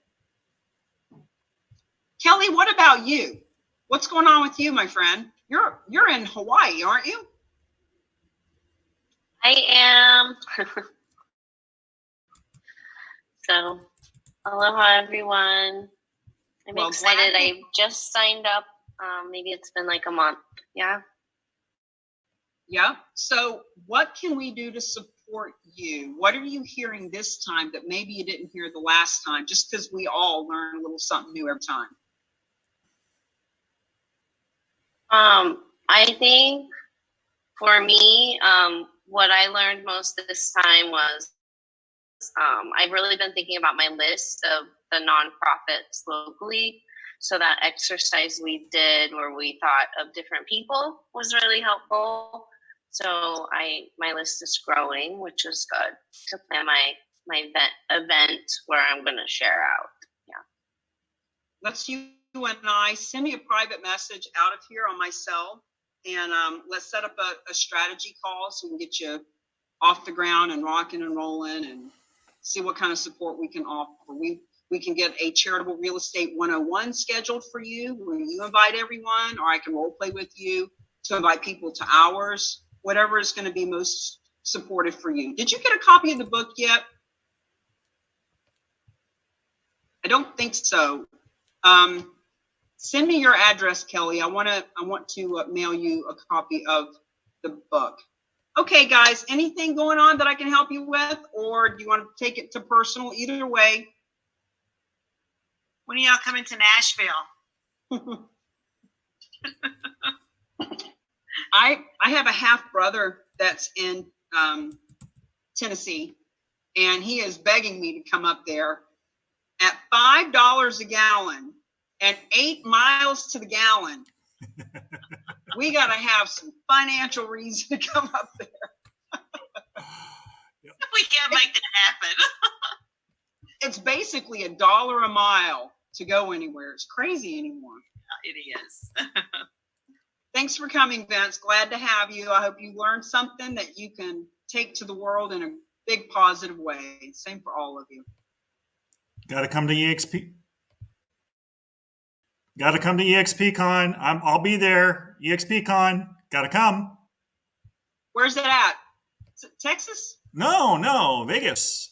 Vegas. October 11th through the 14th. I already have my registration as well as rooms and everything. How many people are they expecting? We're gonna have at least 3,000 there. It's packed during. We got the Mandalay Bay, and there's a couple more hotels that we have next to it also. I wish you could have been with us at the EXP event in Orlando 3 weeks ago when they opened up Universal Studios to only about 3,000 people. And 3,000 people is nothing in a theme park. Alan could tell you, going from ride to ride to ride, no line, just walk in and get on, food vendors free between every ride. After the third ride, I was going to throw up. I was like, ugh. Normally you've got 2 hours to wait in line, waiting for the next ride to kind of calm down. It was wonderful, though. Fabulous. Yeah, we hit 83,000 agents now. 83,000. So if just a small percentage of those go to Vegas, it's gonna be rocking. Can't wait.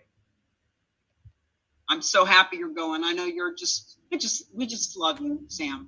We just say we love you. We love your commitment. We love your fire, your energy, and you're just a real heart-centered businessman. We love you for that.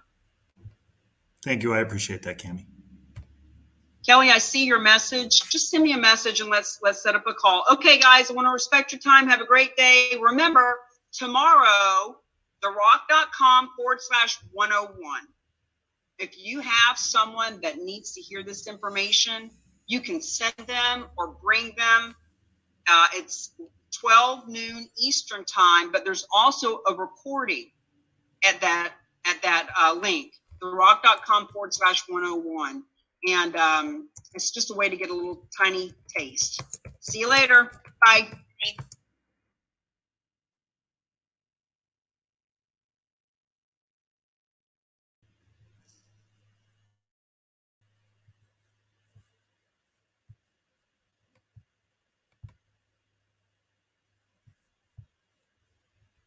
All right. Give me 1 second. Let me get my camera rolling here.